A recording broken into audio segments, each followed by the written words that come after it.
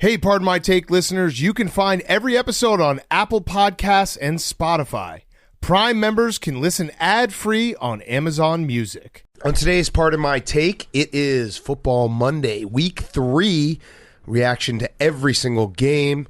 You can tell my voice has been through some shit. I had a terrible football weekend. We'll get into everything. We got fastest 2 minutes, who's back of the week, football guys of the week.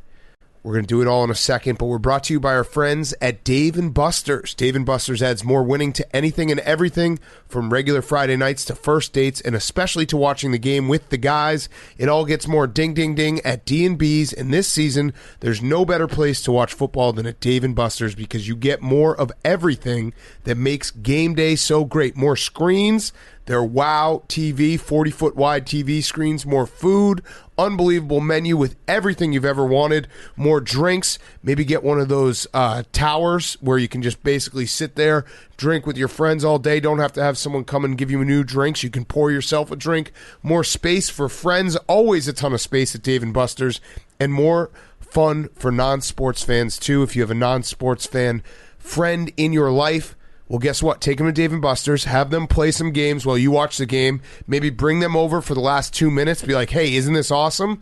And then they'll start loving sports as well. Dave & Buster's is the best. It has everything all in one. It is the greatest place to watch sports this fall. We're about to get into the #1 sports month in the calendar year, October. Dave & Buster's is where you should be. Add more ding, ding, ding to your game day with more food, more drinks, and more screen only at Dave & Buster's. Okay, let's go.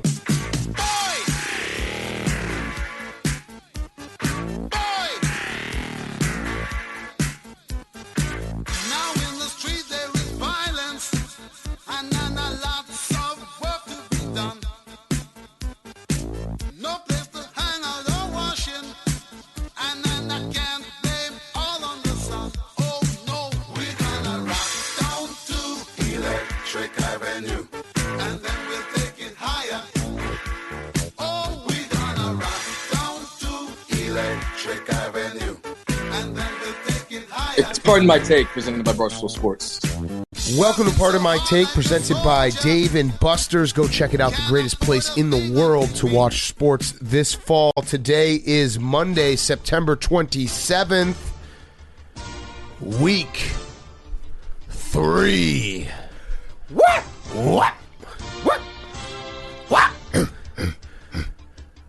We start in Western New York. It was showtime, and Josh Allen's sexy rocket arm blasts off and connects with Manuel in space. Sean McDermott's brave heart was no match for the football team as a franchise known for Scottish Norwoods battle against Longshanks couldn't be exploited by Gibson as the Bills stoned the football team to death. They killed them, Boom. And no one circles the wagons like the Buffalo Bills. Bills 43, football team 21. What? In Nashville, where Frank Thomas Reich and Carson Wentz's long white socks couldn't cover up the big hurt his ankles were feeling, Mike, the Vrabel guy, is thinking about cord-cutting his penis again as the Titans are steaming their way to the top of the division. One night in Paris, Campbell said, "You can finish on my Chester Rogers." Meanwhile, Derrick Henry Winkler stole all the Colts, hey, and is giving Tennessee fans happy days. The Titans, 25. The Colts, 16. The Fonz. Hey! In an MD-MI battle between Maryland and Michigan, Mollywood Brown had Lions fans in ecstasy with all the pills he was dropping in the stadium. Devin Duvernay galloped his way into the end zone. Jared Hasselhoff and Dan Campbell Anderson Baywatch Justin Tucker Carlson goes super far right on an early kick before lining up from 66 at the buzzer and ending the Lions' chances at defeating the Bird Gauntlet. Doink! Ravens 19, Lions 17. We go to Believeland, where the Bears' offense was buzzing as Justin Yields took the wheel on every drive, stayed in his lane, and wouldn't cross that yellow first down line. Khalil went mac to the locker room as Laker Mayfield and Kareem Abdul-Jabbar dunked on the Chicago defense and showed them who the real hoopers are. Wake up, Nagy. I think I got something to say to you. It's late September, and the Chicago Bears are 1-2. Cleveland 26, the Bears 6. We head down south to Jacksonville, where Trevor Agami Lawrence looks good on paper, but folded to a stout Cardinal defense in what could be Urban Meyer's swan song. James Conor McGregor scored a proper 12 points on 2 touchdowns. God hates Jags as Christian Kirk and the NFC Westboro Baptist Cardinals looked at Trevor Lawrence passes and said, let's pick it. AJ Green Mile was supernatural as he electrocuted an innocent secondary and paying homage to Michael Clark. Kyler Murray Duncaned all of his doubters as his Cardinals are 3 Omarosa. Cardinals 31, Jaguars 19. We go to Kansas City, where Patrick Mahomes and Edwards Hilarious were giddy after chiefing, but couldn't compensate for a laughable Chiefs defense. Asante Samuel Jr. plays cornerback, just like his daddy. You guessed it, Asante Samuel Sr. That's wild, Boom. After throwing the no-look interception of the year, Mahomes found Judge Jody Fortson, who made the Chargers defendants look like fools. I said maybe you're going to get a win, Coach Staley. And after all, you're 2 and Wonderwall. The San Diego Superchargers find their oasis in Kansas City. The Chargers 30, the Chiefs 20. Out in Vegas, in a city known for plastic surgery, Peyton Barbara Streisand still managed to have a nose for the end zone.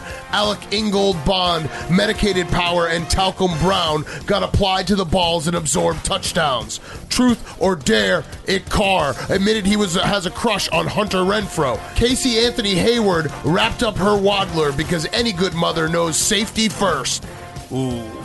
In overtime, Daniel Hot Carlson took a dump down the Dolphins' blowholes, and just as we all expected, Las Vegas is at the top of the AFC West.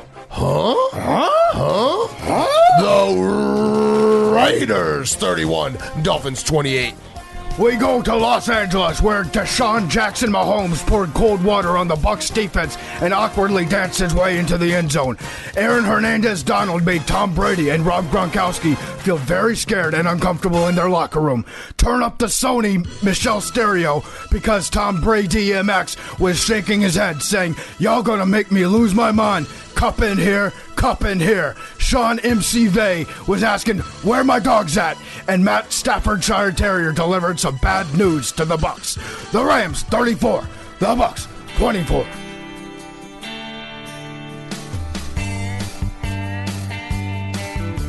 Standing on the corner, Jameis Winston down in NOLA, such a fine sight to see. It's the Pats, my lord, led by Kendrick Bourne, Max, Mr. DUINT. Come on, Peyton, people are saying the Patriots might suck, therefore Leighton. Saints go marching 28-13. And that is fastest 2 minutes, week 3, brought to you by our friends at Cross Country Mortgage. Rates are unbelievably low right now, so don't pay the bank more than you need to. A mortgage is not a dirty word. Start saving some money. Stop throwing away money every single month in rent. You should be a homeowner. You can be a homeowner. All you got to do is call Cross Country Mortgage. They are people first people, and if you're a homeowner right now and you want to refinance, they also can help you with that. So, rates are an all-time low. They may never get this low again. Call today for a fast, free rate quote. Our partners will save you a lot of money. Call today, and our friends at Cross Country Mortgage will give you a free home valuation that is free to you just for calling. Go to crosscountrymortgage.com/barstool to learn more about your future home buying experience or refinance your current mortgage. Cross Country Mortgage LLC, NMLS 3029. All loans subject to underwriting approval. www.nmlsconsumeraccess.org.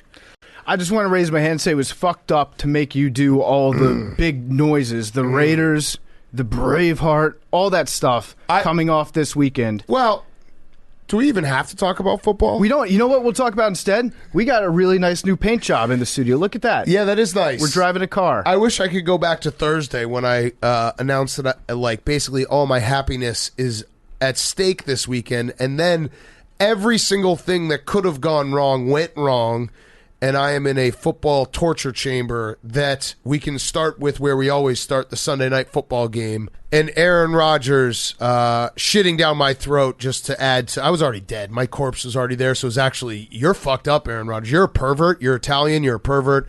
You're a necrophiliac. I'm beginning to think that he doesn't actually wish you peace and love. No, I'm dead. I was a dead person laying there watching Sunday Night Football, and yeah, it turns out he wishes you terrorism and hate. Yes. All the hemming and hawing about Aaron Rodgers possibly not caring, possibly not being still one of the best football players on planet Earth. Turns out maybe not true. Turns out maybe a little premature. Turns out he's still pretty fucking good at football. I think there was hemming. There wasn't hawing just yet. Hawing. I was doing both. You were hemming and hawing, but I think most people we stuck to the hemming, and Aaron Rodgers went out there, lit it up. The throws to Davante Adams are just insane. You can't guard him. Nope. Even if you play perfect coverage against Davante Adams, guess what? He's going to throw the back shoulder. If you play the back shoulder, he's going to lead Davante Adams. Yes. It's almost impossible to defend him when he's dialed in, and he was definitely dialed in. And he also has Marquez Valdez-Scantling, who's faster than everyone else on the field. So every now and then, like, oh, let's just do this, where it's the other side of the field. We'll throw to someone who's way faster than everyone.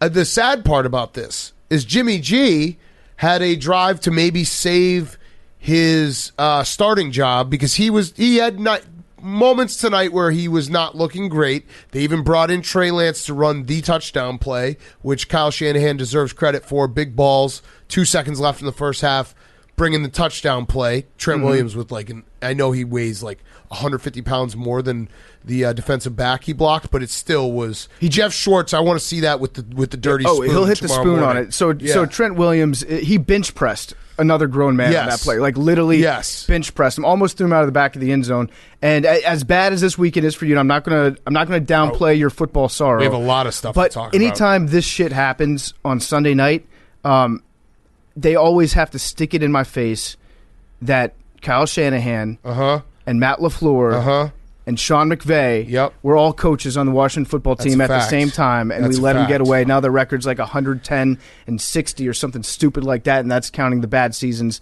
that the Niners have had with no quarterbacks because of injury. And then we have Trent Williams just dominating people, just shoving people over. But it was a situation where I did the basic PFT tweets again tonight, and I said too much time on the clock for Aaron Rodgers like 5 times. But it's actually true.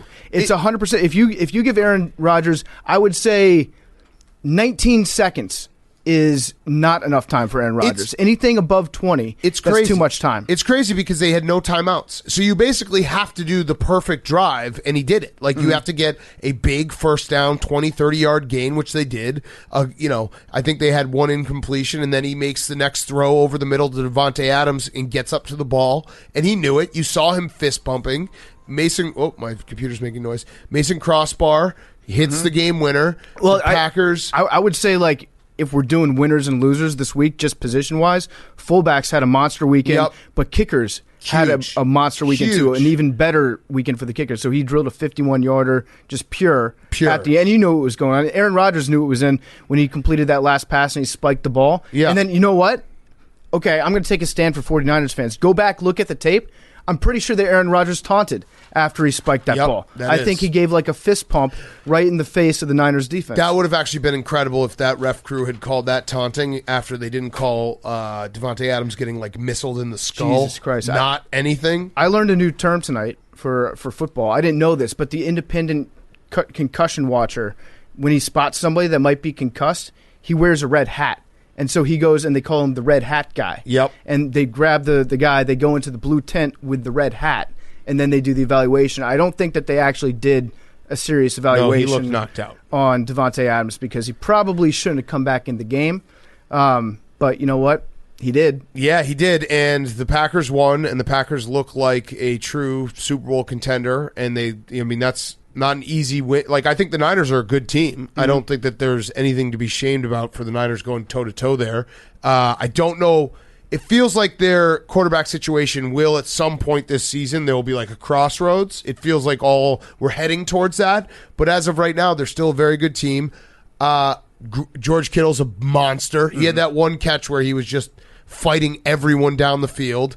And Deebo Samuel is, I would say, throw it out there, the number one guy right now whose name matches his play. Because every time he makes a catch, it's like, holy shit, he's a man. I love watching George Kittle. I almost call him Greg. I think his name's Greg at this point. His name is Greg. I love watching Greg Kittle in the open field because you're right.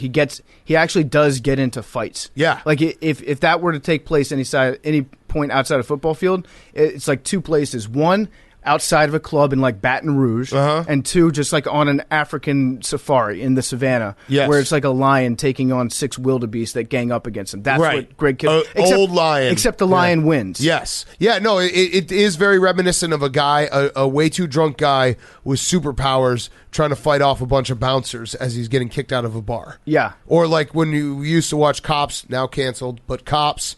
Which I watched many hours of whenever they would come across someone who maybe had dabbled in some angel's dust or something like that where they had superhuman strength. Greg Kittle is always on angel dust. He's on PCP. He plays like he's on angel dust. Yeah. I do agree with you, though. I think that the clock is ticking on Jimmy G. It just feels like... Could Jimmy G get traded mid-season? I don't know if he'll get traded because like you wouldn't... Trade him to the Pats tomorrow. No, the 49ers are... Just for this week. That'd be incredible. We'll get to all the rookie quarterbacks today because it was a tough day for rookie quarterbacks across the league. But Jimmy G, I think you keep him because you have a roster that is Super Bowl caliber. So you don't want to, like, what happens if Trey Lance gets hurt, especially if you're running him. But it does feel like if they can bring Trey Lance along and Jimmy G does just enough, like, there'll be a point where, like, all right, to take this offense to the next level, Trey Lance has to play. So the old saying, like, if you have 2 quarterbacks, you don't have one. They probably just have one quarterback. They can just say, like, Trey Lance he's our offensive weapon, and he happens to start at the quarterback position until he gets hurt, and then Jimmy G is our quarterback. And listen, there will be moments in this podcast where people will be like, that's hypocritical because you're saying other starting or rookie quarterbacks should play right away, and I think that's true if you are not contending and trying to win football games right now. Like, if you're Kyle Shanahan, you don't want to lose games because Trey Lance is not ready when you're a playoff team. Like, you're trying to go to the playoffs. So at this point, you don't want to, like, give away a game for a rookie mistake when you could possibly keep winning games with Jimmy G. And Trey Lance is still adapting to NFL speed because he came from FCS. Yeah, one game. I absolutely love how on ESPN they keep telling us, like, FCS parentheses Division 1 AA. Like that was last year that they changed the name. I'm pretty sure it hasn't been that way in like 20 years. No. But as an old person that, like, my brain sometimes is stuck in sports memories from the year 2004, I appreciate them letting me know that. But yeah, I don't necessarily think this is a like there's just one ball thing. No offense to the other Lance. Yeah. But I do think that they can share time. I think that there's ways to incorporate them into the game and probably be a better football team in the long run. Yes. All right. So that's Sunday Night Football. Should we move to the next? We'll start with actually the craziest ending of a game this week. The Ravens-Lions. I'm sorry, I forgot one thing. What? This is pretty important. We have a handshake controversy. Why? After the game, Shanahan and LaFleur did the breeze by. Oh, I love it. Trouble in Paradise. I love it. Two best friends. I love it. If I was Matt LaFleur, I'd actually be pissed off because during the broadcast, I think Collinsworth or Al Michaels kept saying that LaFleur learned everything that he knows about football from Kyle Shanahan. I don't know if that's necessarily true, but they kept repeating, like, this is where he got everything that's in his brain right now. Who breezed by who? I think it was a double breeze by. Oh. Because I heard an interview with him before the game, and they used to talk almost every day on the phone, and they haven't talked in a long time. I actually don't think that this is bad because they did like a half hug, pat on the back. So I'm not counting this as bad blood. I'm counting this as that was a really close game. I don't really want to sit and talk to you on the field. I don't know. I think Kyle Shanahan's pissed at him, or LaFleur's pissed at Kyle Shanahan for the Aaron Rodgers stuff, for trying to take another man's quarterback. No, because this if you want to say anyone's doing the breeze by here, it's probably more Shanahan than LaFleur. So if we're really going to break it down, LaFleur does the pat on the back. I'm not counting this as a breeze by. Okay. I don't think they have a beef. I think that's Kyle Shanahan, the competitor, being like, hey, I don't really want to catch up with a friend right now after I just lost a heartbreak. Okay, all right. And everyone's, cheering on the Packers are like going crazy on the field. So I'm saying no beef. Okay, we'll keep an eye on it. No beef. All right. The best game or the best ending for a game this weekend Ravens-Lions. So let's start there. Stop me if you heard this before, but the Detroit Lions got screwed. I think at this point, the saddest part about the Lions getting screwed is they've been screwed so many times and they've been cast off so many times as a fan base that people just don't really advocate for them anymore. It's like, well, it was a 66-yarder. It was fucking sick. What are you going to do? So if you missed it, there was a moment. So the Ravens are driving to get a game-winning field goal. It's like, what was it? 4th and 18. No. 4th and 19 was what they converted. So they converted a 4th and 19, which if you want to say, hey, the Lions, you could have won the game right there. You could have won the game right there if you don't let them convert a 4th and 19. It was like 7 seconds left. It actually was an incompletion, but it was very clear. I think Mike Tirico even tweeted as 1.5 seconds elapsed from the moment it went 0 on the TV to the moment the ball was snapped, which I know that they might be different than the clock in the stadium. That it can't be that different. No, it's not that different. Dan Campbell was saying after the game, like, yeah, we expect to get a letter from the league office being like, hey, our bad. Sorry about that. So Dan Campbell saw the same thing that we saw. He said it doesn't matter. He said tomorrow we'll get an apology and it doesn't matter. It doesn't matter. I love that mentality. Dan Campbell and the Lions are definitely frisky. They're going to play everybody hard. They play very tough. Yeah, if they can stay relatively healthy with the players that they have, which are not great, they're still going to play everybody tough. Yes. And, I had Jake time it, actually. I think we got to like 1.9 seconds. 199. 199. But at any rate, no matter what happens, because I know how they judge it on the field, which is the back judge looks at the clock. When it hits 0, then he puts his eyes on the ball. If the ball's not moving, he throws the flag.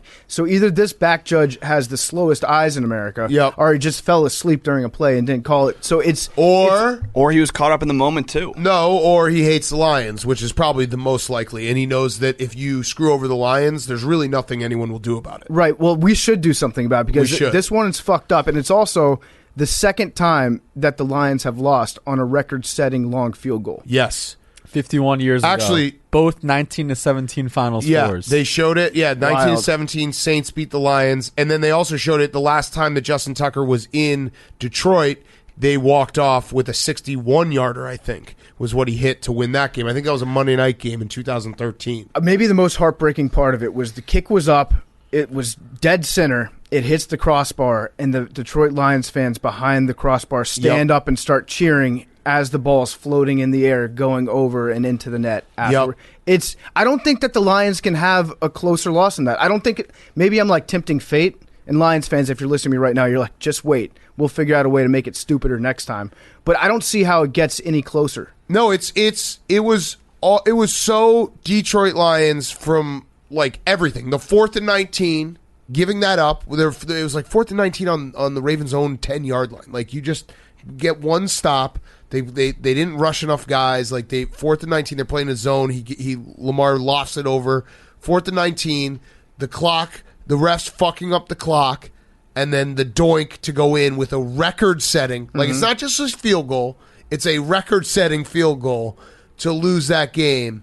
And my good friend Detroit Don DM'd me a couple hours after the game. He just said, I have no words. Yeah. And I was like, dude, that technically is words, but you're right. No, I don't think saying I have no words should not count as having those words. Are words. You're communicating. Yes. But it's so bad. Now, we should give the Ravens some credit because, they played poorly today. I wasn't actually, if you look at it, you're like, oh, Lamar Jackson wasn't the best. It was Hollywood Brown just dropped every ball. He sucked today. He sucks He's so bad. Occasionally he'll show up. If he's got like 3 yards of separation, he'll make a 56-yard touchdown catch once every 3 weeks. But besides that, he stinks. He dropped 3 touchdowns. 2 on the same drive. Do you know how hard that is to do? If you can touch it, you can catch it, right, Hank? Then also, if you're Hollywood, number one rule in football. Yeah, if you're Hollywood Brown, I guess the only spin zone is like I got open. Yeah, like I beat my man a lot. You can't. At some point, the nickname has to go away. I don't think you can call yourself Hollywood Marquise Brown until he has a game with 0 drops. Yeah, that was. Well, it's because that's where he's from in Florida. From Hollywood. Yeah, I know, Florida. but it's Marquise now. It has to be. Fair. You can't. PFT's right. You can't be Hollywood Brown right now. You can't drop 3 touchdowns, and especially when Lamar Jackson, there are actual debates about his ability to throw from the pocket, which I think is fair to at least throw out there. And then you're really not doing him any favors when you just keep dropping touchdowns. Yeah. So it's not on Lamar; it was on Marquise Brown. Here's a fun stat: Lamar Jackson is undefeated when he has diarrhea. There we go. This game and then the last year in primetime. Beautiful. Mm-hmm. He's had diarrhea for like 10 days now. Give him some chili. Give him some chili and let him cook. Yeah. On his chap shit.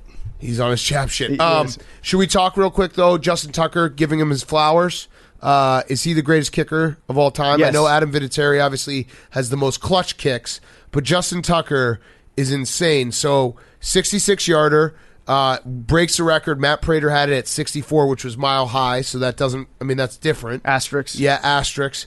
Actually, the kick he missed earlier in the game was the first ever kick he missed in a dome. So he'd been perfect in a dome.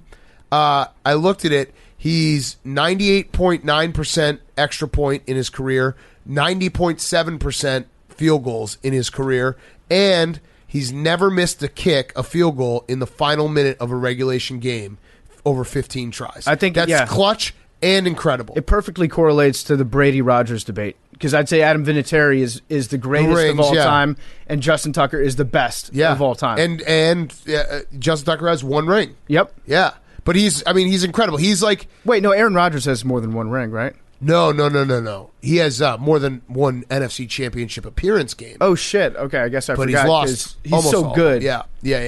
Love and peace to Aaron Rodgers, by the way. I really should have tweeted that while the game was still going on. That was an all-time reverse. Well, actually, no. The worst tweet of the weekend was actually when I said Man Campbell's going to go crazy in the locker room right before the 4th and 19 play.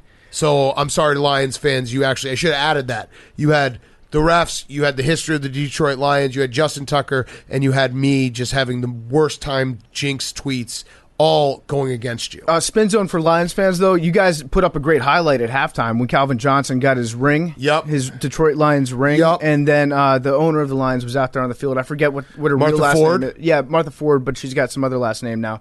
And the entire crowd just booed the absolute shit out of her. Yes, which is great. It was so loud. I love it. I love any chance that you get to boo the owner of the team. Excuse me, the governor of the team. Mm-hmm. It was great. So good job, Lions fans. I think America is... We're sick of seeing the Lions lose like this. It's not fun. I take no pleasure in watching the Lions lose. There's certain franchises that I love to see them lose. It was one of those things too that if you're going to lose in this tragic fashion, at least do it on a primetime game so that people can actually feel bad for you. When it happens during the witching hour, we've already moved on to the next 4 games. Mm-hmm. So it's like your moment of everyone being like, holy shit, it really sucks to be a Lions fan, gets passed over. So we're giving it to you right now, Lions fans. It sucks right now, but I have a spin zone. Dan Campbell, I know that we poke fun, everyone pokes fun. Well, we actually kind of love him, but, the meathead, the biting kneecaps, Metallica, all these things, I think he actually has them going in the right direction. Yeah. And he said the quote was, we can get discouraged and we can stop continuing to believe and fight. I love the grit of this frickin' team. He said frickin', so appreciate that as well. But I actually think the Lions, the roster is not great, and they're fighting, and they're playing really hard. And if you want to really break it down, they have played the Packers. Who they play week 1? Oh, the Niners, the Packers, and the Ravens. One half of each of those games, they were incredible. Yeah. No, they're beaten playing them all in a half of the game. They're playing really hard. The best thing that the Lions could do this year is to lose every game, be competitive in every single game. So you're very, that you're very close, and you know that you have some pieces to build on, and then get a sick draft pick. Yeah, probably not lose every game, but you know what I'm saying. It's not bad what they're doing right now. Don't say that because that actually has happened. I don't want it to happen. Yeah, and it's 17. You don't want to be the first team to go 0-17. You don't want to set any records. Yes, maybe win 3 games this year, but remain competitive in all of them because they're not a bad football team, and Dan Campbell's a good head coach, I think. Anthony Lynn, as offensive coordinator, is an awesome offensive coordinator. Well, he doesn't have to worry about timeouts and shit. That's the thing. It's he's completely freed up his brain to he no longer has to pretend to care about analytics. Right. So he's got somebody else that's in charge of the decision making and the high level stuff that you have to answer for. And Anthony Lynn, the bird brain, is no longer in existence anymore. Now it's Anthony Lynn, the very competent offensive coordinator. I love it. Sometimes there's guys should be coordinators. That's a fact. All right. So sorry, Lions fans. That was terrible. But in a weird way, when you rack these up, it just, I want to say someday. I think I think someday, and you'll have all these like moments where you can look back and be like, remember this, remember that? Yeah. Someday. there are a few teams that you can say like they're close. I don't think the Lions are in the they're close I'm doing the conversation, someday. but they're on the right track conversation. They're doing what you have to do if you're a Lions fan is essentially say, I hope to live to be 80, and that's hopefully enough years that eventually it will turn. Yeah. Like by math, by law of averages, if you're a 30-year-old Lions fan, you're saying, at some point in the next 50 years of my life, it will turn. And you're looking frisky with one of the worst rosters in the NFL. Frisky is good. Here's a fun game to play. It's called Name a Detroit Lions wide receiver. Not Kenny Galladay's gone. He's gone. Not Slayton. He's gone too. Yeah. Golden Tate's also gone. I've got one. What is it? Amon-Ra St. Brown. Boom. It's a cool name. Is a cool That's name. why I remember it. That's a huge name. But yeah, it's not a good sign. Oh, no. I know one. Quintez Cephas, Wisconsin. There you go. I knew it. Yep, Okay. there we go. Got it. Nailed it. All right, next game.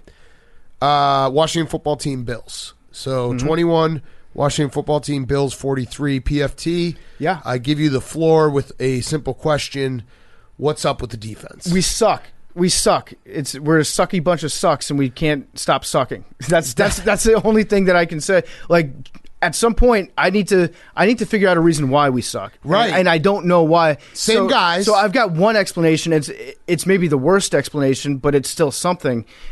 Chase Young does too many commercials.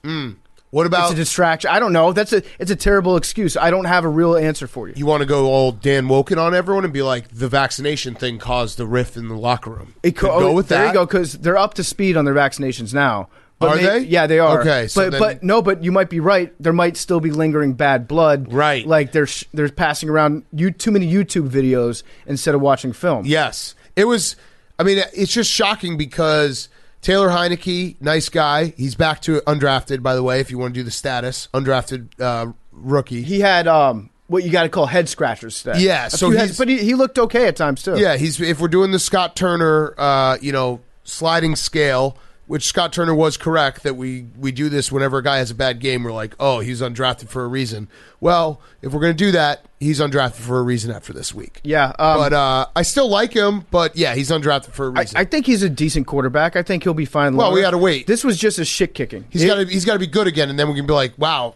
Right, how was he undrafted? Then I'll overreact. The touchdown was sick. Yeah, it touchdown. was. Well, Taylor Heineke, he loves nothing more than diving for the pylon. He knows that when the ball touches the pylon, it looks fucking awesome, and we all remember it. Yep. He's correct about that. I Yep. will always remember that. So good job, Taylor. But yeah, this is it's not.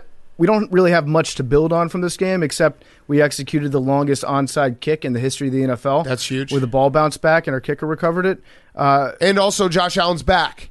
Not that he was ever gone, but the Bills looked like they're rounding back into form. Like, it's so weird to think how crazy the NFL season is because we'll get to the Steelers game, but the fact that the Steelers beat the Bills week 1, I don't think that if you just play that in 10 weeks from now, like the Bills will probably be favored by 1 million because it's just the Bills needed, a week to get going. They killed the Dolphins. They actually had a streak there of 35 plus 21, quick math.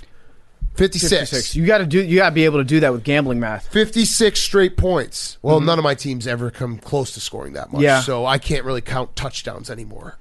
One touchdown I can count. But yeah, the Bills are back to being looking like a serious Super Bowl contender. This was one of those history games too, where the Washington football team hasn't won in Buffalo since 1987. Whoa, which is a long time. It's a very misleading stat because they play like probably once every 8 years or something stupid like that.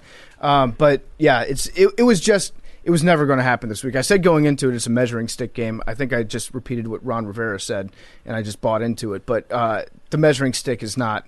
We're using a protractor. Hey, They're they using came back. a yardstick. The Bills jumped out 21-0. The Washington football team came back, made it 21-14. We made it real interesting. And then it was just, yeah. But Chase Young said after the game, this week he has one rule: no bullshitting.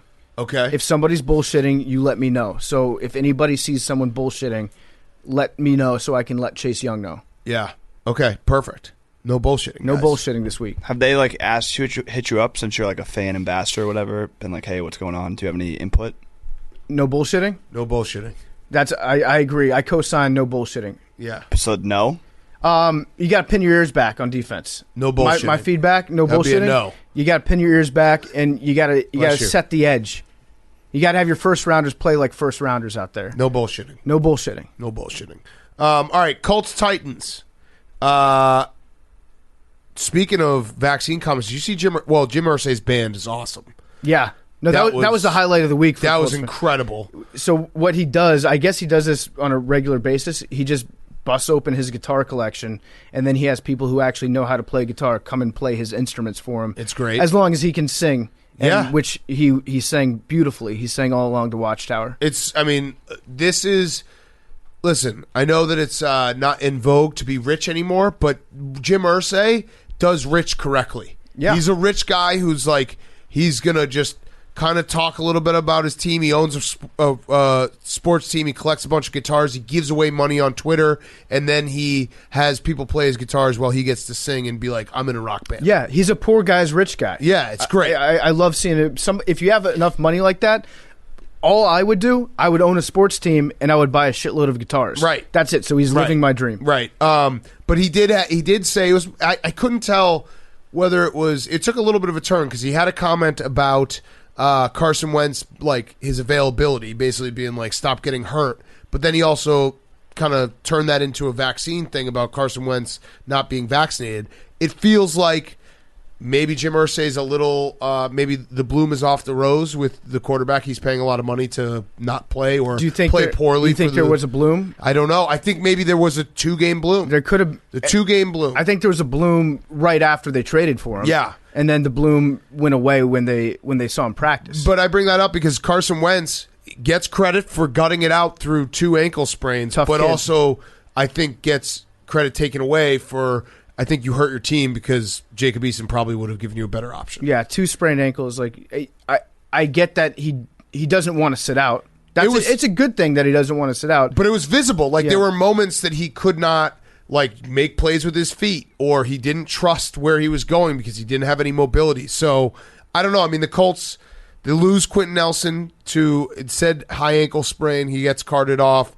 It feels like the things are kind of spiraling for the Colts here. Yeah. I don't know. Let's see what their schedule is. The big winner, I think they play the Dolphins next week. So they could get a win next week maybe. Okay.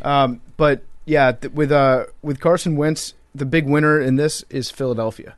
Yes. Because the more he plays, the more likely they are to get a first-round pick. Yes. So I think, I forget what the exact parameters are, but he has to play, I think, over 75% of the snaps in a certain amount of games or whatever. So this was big. The fact that they put him out there today meant it was much more likely that the Philadelphia Eagles are going to get a first-rounder for Carson Wentz, which is just, it's crazy to say that was the price tag on Carson Wentz at this point. Yes, very crazy. I think the Colts could be 5-5. I just looked at it through their first 10 weeks. They still have coming up. They have the Dolphins, Texans, Jets, and Jaguars in some combination. There you go. And so then that's actually there's your silver lining. Then they get Sam Ellinger back. Yes, Sam Ellinger comes back. Then anything can happen. Then the moon. Mm-hmm.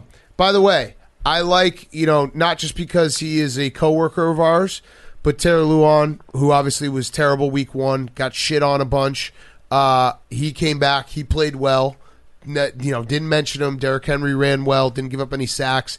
I actually thought he had some great comments after the game because he got booed coming out on the field, and he was like, "That really hurt." And I was in a very, very dark place after week 1, and it was very, very hard. Like that was the hardest thing I've gone through is like fighting back from that much public humiliation and coming off an ACL. I don't know. It was very honest, and I appreciate whenever an athlete's honest, and that's not just because he's a coworker, but good for him that he was able to get back out there and play well. Yeah, he did block really well, and Derrick Henry ran like a fucking monster. But it's weird to see Derrick Henry playing this well this early in the season. Is he peaking too soon? I don't know. And sometimes we have that conversation, and we're just like clearly bullshitting about the peak too soon. He might actually be peaking could too be. soon. I think he's peaking too soon. This was also the Titans didn't play that great, but it was, you can just chalk it up to it's tough to win division games. It is, yeah. It's tough to win division These games. guys beat each other up twice a year. It's tough. They got a lot of film on the other franchise. So yeah, the Titans look good. They clearly look like the best team in that division, and I don't know who's second place. Probably the Colts. Yeah, I can't imagine it would be the Colts. Texans or the Jaguars. Yeah, that's true. So that was 1 versus 2. You're probably going to finish second place in the division this year, regardless of what happens. That's a good point. All right, Bears Browns. Go off. I mean, that was really hard to watch. That was really, really hard to watch. 9 sacks. Is there a chance that Matt Nagy was right? No. Wait. No. You didn't let me finish. Okay. Matt Nagy was right that Andy Dalton is better at running the Andy Dalton offense than Justin Fields is at running the Andy Dalton offense. Here's how fucked up I am in my own head right now. Here's how much Matt Nagy has me twisted around. I think he threw that game to try to prove that he's right, that Andy Dalton's a better quarterback than Justin Fields right now. Because that's the only explanation for the play calling and the game plan that he put out there. And so much so, I saw after the game, Matt Nagy in his post-game press conference was like, yeah, Justin Fields might have hurt his hand at the end of the game, his throwing hand, and Justin Fields was like, no, I'm fine.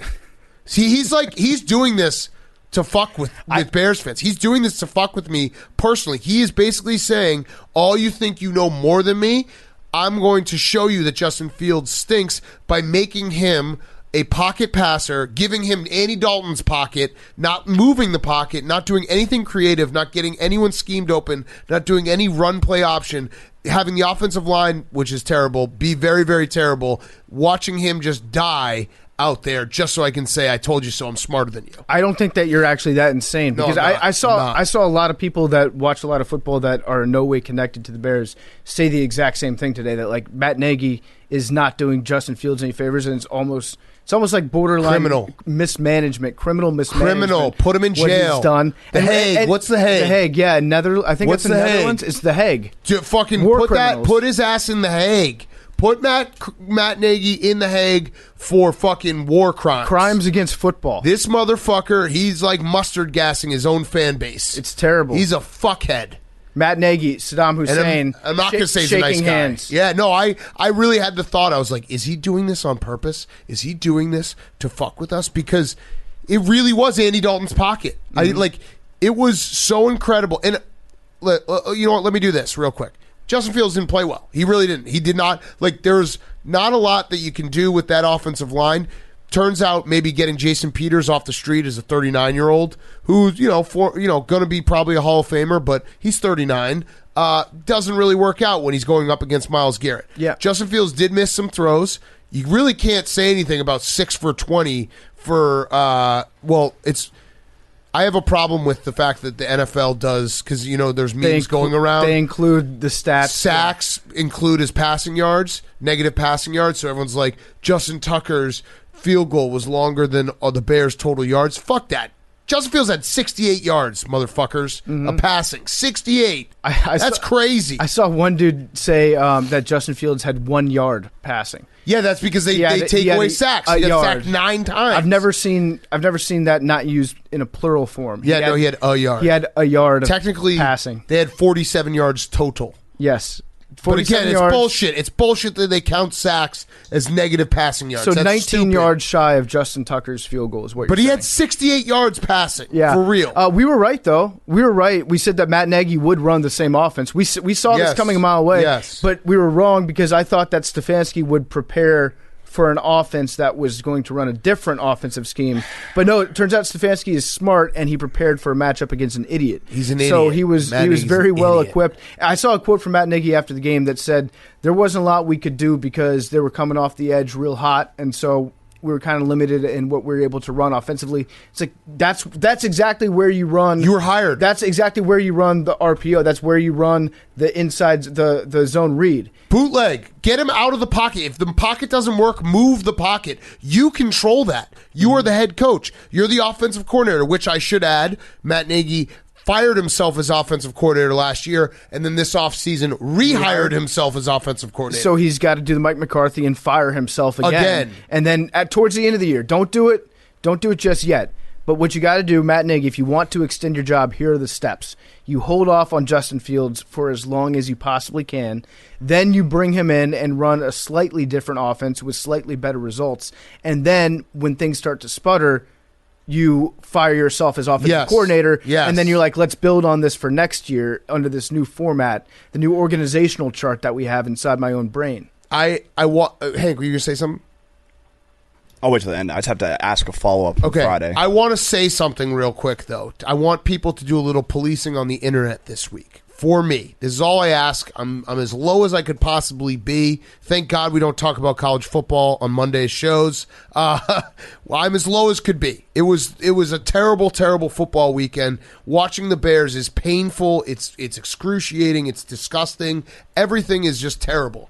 I want you, though, to do me this one favor. If you see or hear talking heads be like, see, this is why Matt Nagy had Andy Dalton playing and not Justin Fields, tell them they're fucking idiots. Please, because that was never the point. The point has always been the Bears are going nowhere. We know what Andy Dalton is. Why not try to see what you have in a rookie QB that you just, used a lot of draft capital on?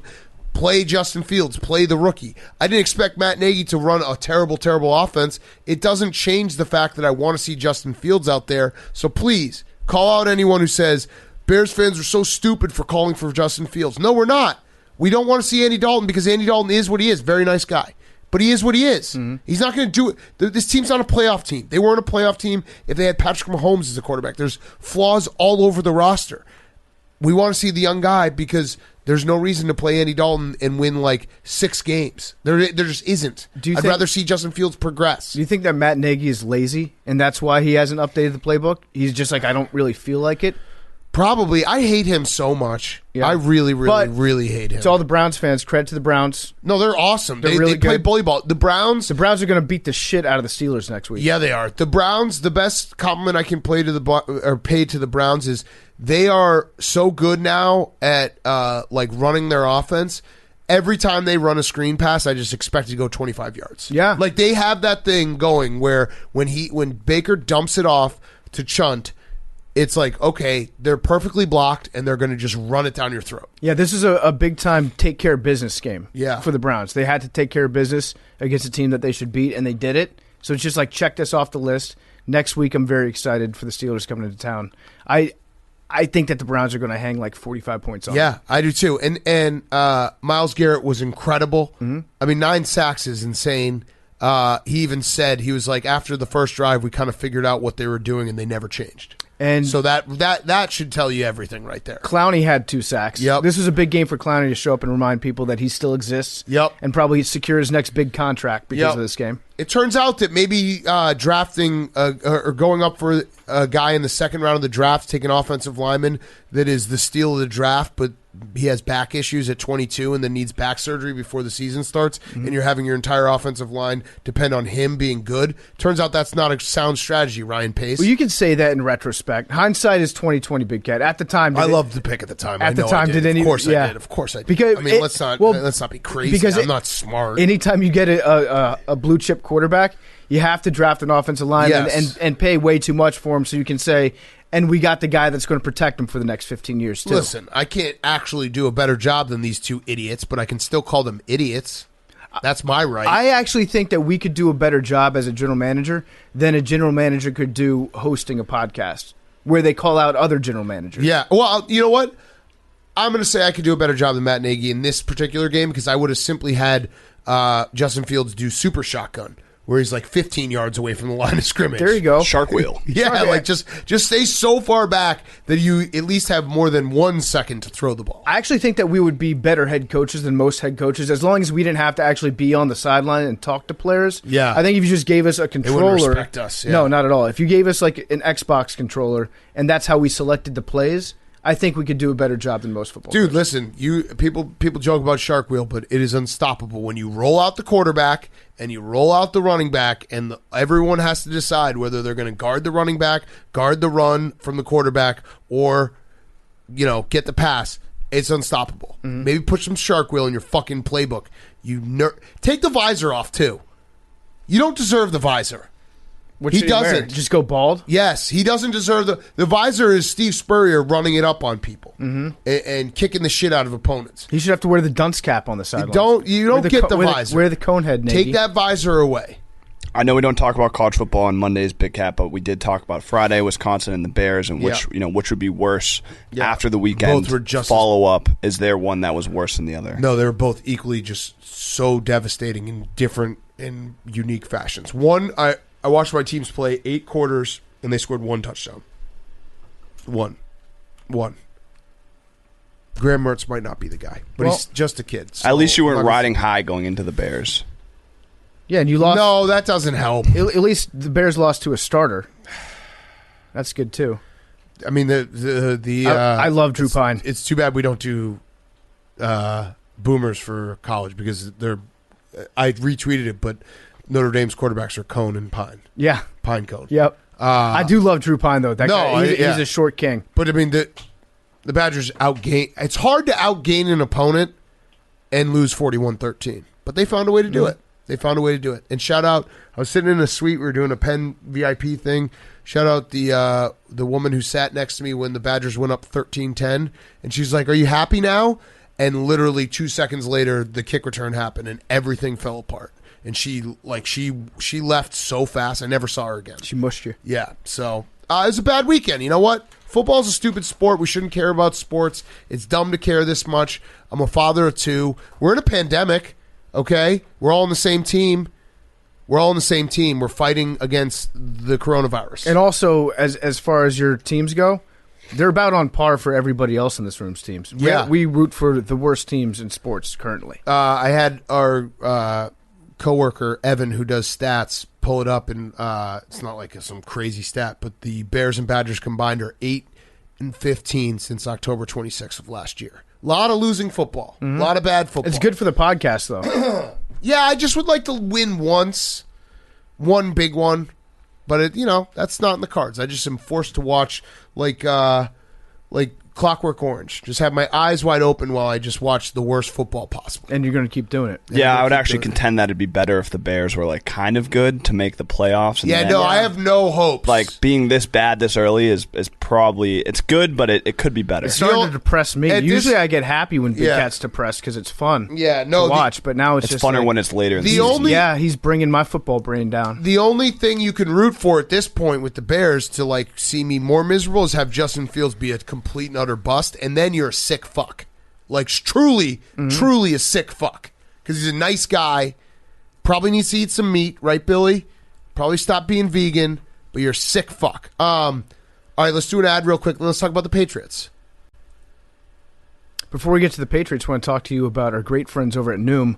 We love Noom right now. I'm trying to lose some weight. I think everybody in this room is trying to get in shape right now, and Noom is the best way to do it. It's not just about what you eat. It's about your cravings. It's about your mindset. With Noom, you don't need rules to lose weight. You just need the knowledge. You need the wisdom to help you build smarter, more sustainable habits. Noom has cognitive behavioral approaches, and it helps you unlearn bad habits. I know I have a ton of bad habits. During football season, it's tough. If there's football on, guess what? I'm going to get the melted cheese. I'm going to get something fried. I'm going to eat stuff that's bad for me. But with Noom, they help you unlearn those bad habits. They help you better understand your relationship with food. Because one size doesn't fit all. So you choose your goals, and Noom is going to personalize a weight loss program to you. 80% of Noom users finish the program, and over 60% have stuck with their goals for at least a year. That's really, really good. A lot of these up and down diets, they're good to crash with. If you need them for 2-3 weeks, you think that you can stick with them. But guess what? Once you get outside that small time frame, you go right back to the way that you were eating beforehand. And with Noom, taking care of your health is empowering. It's not stress-inducing. No need to fear running the whole program with one off day. Noom is going to help you get back on track. All you need is a daily 10-minute check-in. That's it. Just 10 minutes a day. No grueling early mornings. No huge chunks out of your day. So you can start building habits for better, healthier, long-term results. Sign up for your trial right now at Noom.com/PMT. Noom.com/PMT. I don't know if it was because we just did the Bears and I got heated, but we're 4 games in. I'm sweating so much. It's hot. So it's hot as it's hot. Fuck you, Pete. Would LeBron say it's hot as hell in this room right now? Pete, you piece of shit. Pete, fix give the boys lights. some AC. It's also 12:34. Hank, cut that out. 1, 2, 3, 4. Kiss. Make a wish. Make a wish. I wish that Justin Fields wasn't a bust. I wish the opposite, just for the sake of the show. Hank, Patriots, Saints. We're going to just do the misery of this show. So, thoughts? Also, an extremely disgusting game to watch. Zero fun. Mm-hmm. Mac Jones looked bad. Josh McDaniels called a bad game. The offensive line was bad. Mm-hmm. Jameis was making throws that you thought were going to be intercepted. They turned into touchdowns. He was just dancing around in the pocket, too. He's just so funny. Mac Jones had some interceptions. One of them wasn't, like, a couple of them weren't his fault, but still, it was just bad. There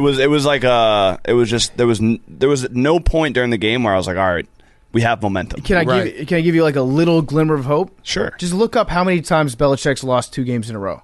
Because it's probably not that frequent. There you go. So going But into who do you next guys week, got next week? It's no one big or good or someone they'd make an Adele commercial about. That's trying to... They're playing Tom Brady in the Bucs Sunday night. Oh, let's play our favorite game. Who's the line? Who's the line? Whose the line is it anyway? I'm going to say... Wait, where's the game? New England. It's in New England. I'm going to say Bucs by 7.5. It's actually... I don't know if it's changed. I'm going to look it up right now. When Hank and I played Who's the Line Is It Anyway... a little earlier today, it was 5.5. It's still 5.5. I'm going to take the Bucs. Oh yeah. I'm going to take the Bucs big time. Oh yeah. But just look up. See how many times that Belichick's lost cry. 2 games in a row. Are you? I cried during the Adele commercial. Oh yeah. For Tom Brady's homecoming. Like Tony Soprano. Have you gone to that episode? No, I stopped watching after season 3. Saints defense deserves a lot of credit. They played great, and also the Saints in general deserve a lot of credit because they have not been home for an entire month. They finally get to go home this week because of Hurricane Ida. They were displaced. So the fact that they're 2-1, when they weren't able to be home, they haven't played a home game. They haven't been at their home facility. That's a credit to them. They also get the Giants to come to the Dome for their first game. So that's another win. I love it. Jameis Winston continues his MVP tear. Where he's throwing for we need to look up what his ratio of touchdowns to yards is. I have it. Oh, you have it? Yeah. So okay, he has Jameis Winston is working right now on the most hilarious season ever. So he has 7 touchdowns thrown. He has 387 total yards. That's incredible. On the season. That's efficiency right there. That's insane. That's efficient Jameis. And the one that he had today, maybe the funniest touchdown pass that I've ever seen Jameis Winston throw. And that's a stacked field to compete with.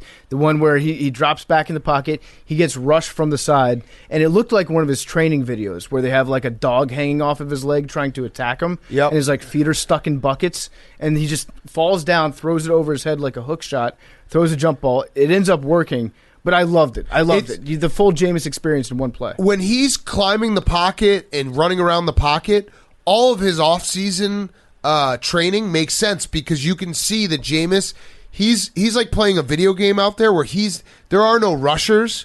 There are just big, giant balls coming at his head and like goblins with towels trying to whip him. That's how he moves in the pocket. He gets scared a couple times and kind of jumps back like, oh, here comes the robot dog to bite me. And I just imagine him playing in a video game. We should have memes maybe do that edit where it's just little fucking creatures like trying to grab at him because that's actually how he moves around. You know what he looks like? Not just a video game. Like if you see somebody playing with the Oculus, the virtual reality. Yes. Jameis, when he drops back in the pocket, he looks like he's seeing shit that nobody else is seeing. And he's just looking in the strangest directions and ducking underneath invisible things and almost falling down. Oculus QB. Yeah, he's the Oculus QB. Yes. Before he ever throws a pass. It's so funny. He's the best. And he really is. We knew that Peyton was going to troll Bill Belichick by putting Taysom Hill into the game. And he did. And getting him a touchdown. That was a no-brainer, just being like, you know that you wish you had this as your quarterback right now. Yep. That's like Belichick's wet dream, like a more athletic Tim Tebow. Yep. We got him. You don't. He kind of sealed the game. They had that long drive where he just iced the clock. Yeah. An Army/Navy drive. I haven't heard anybody refer to Taysom as a Swiss Army knife recently. Have we moved past that point? I think so. He's grittier than a Swiss They're just not Army. playing in prime time. Yeah, they got a lot of Drew Brees prime time. Joe Tessitore, Joey Tess will definitely call him that. Or like he's more American than a Swiss Army knife. He's duct tape. Yeah, that's the U.S. equivalent. He's Flex Seal. Flex Seal. Yeah, where you're riding around in an invisible boat. Mm-hmm. Go ahead. A Leatherman. A Leatherman. That's Nice. Good call, the Leatherman. So where are we at with Mac Jones' meter? I mean, I think this is a theme on this show, and I think it's okay to say it is like, hey, some games just rookie QB games, you know? Yeah, I mean, it was a struggle. I feel like the first two games, he had him in a position to win against the Dolphins. He didn't play great, but they still should have won that game. They beat the Jets. This was just bad. This was just a bad game. Need a bounce back. I feel like in my heart that it's just like there's going to be so many emotions next week that the Bucs are just going to absolutely destroy a rookie quarterback with that much emotion, like in Gillette. So if he can play okay and they can like even, that's the thing. There's just no signs of, there's no like great signs. There's no great throws. There's no good drives. They didn't get a first down until like the second quarter. They just need to show, he needs to show something. Give me something. Can you please remind me, Hank, actually Jake, remind me when we do Friday's show, don't let me talk myself into Belichick having some like crazy thing that he's going to unveil to stop Tom Brady, because that's really the only reason you'd bet on the Patriots, right? And you could talk yourself into that. I will, right? But I feel else. My gut feeling is like the Bucs are going to beat them by 30. Can I have this water? Yeah, it's less Belichick. This office is like we're in a sauna. You know what today is? Today's just hell. We're stuck in hell today. I've already gone through one full water. Go ahead. Sorry. It's less Belichick. It's more just like that big of a game, and Tom Brady's not going to be fazed by it as much, and Mac Jones very much is. Yeah. All right, but rookie quarterback. Just say that. Yeah. Rookie quarterback, bumps along the way. But and the AFC sucks. So yeah, but credit to the Saints. They've been the fact they're 2-1. Their defense looks really good. And Jameis, we love Jameis forever. Working on the greatest season of all time. I hope he ends up with 30 touchdowns and 1,200 yards. Yeah, I mean, it's fun to watch him succeed. Yes. You know what? It's fun to watch Jameis have fun. Yes, exactly. Winning football from Jameis Winston. All right, next up, Chargers Chiefs. PFT, if you're okay with me, I'd like to speak on behalf of you and myself real quick to the audience. Of course. I think that as a podcast and myself, and speaking for my co-host PFT, we, under any circumstances, we would never, ever, ever make fun of a coach who has a health issue after a big loss. No. So we want to say that Andy Reid, we hope you get better. We hope you feel better. Anyone who would ever say, like, oh, this guy lost and then he immediately had a health issue, you're disgusting. I'd like to just add one word to that. I would never, ever say anything bad ever about a head coach who had a real health condition after a game. Right. And so, Andy Reid, thoughts and prayers to you. Right. We would never do it. We would never, ever do it.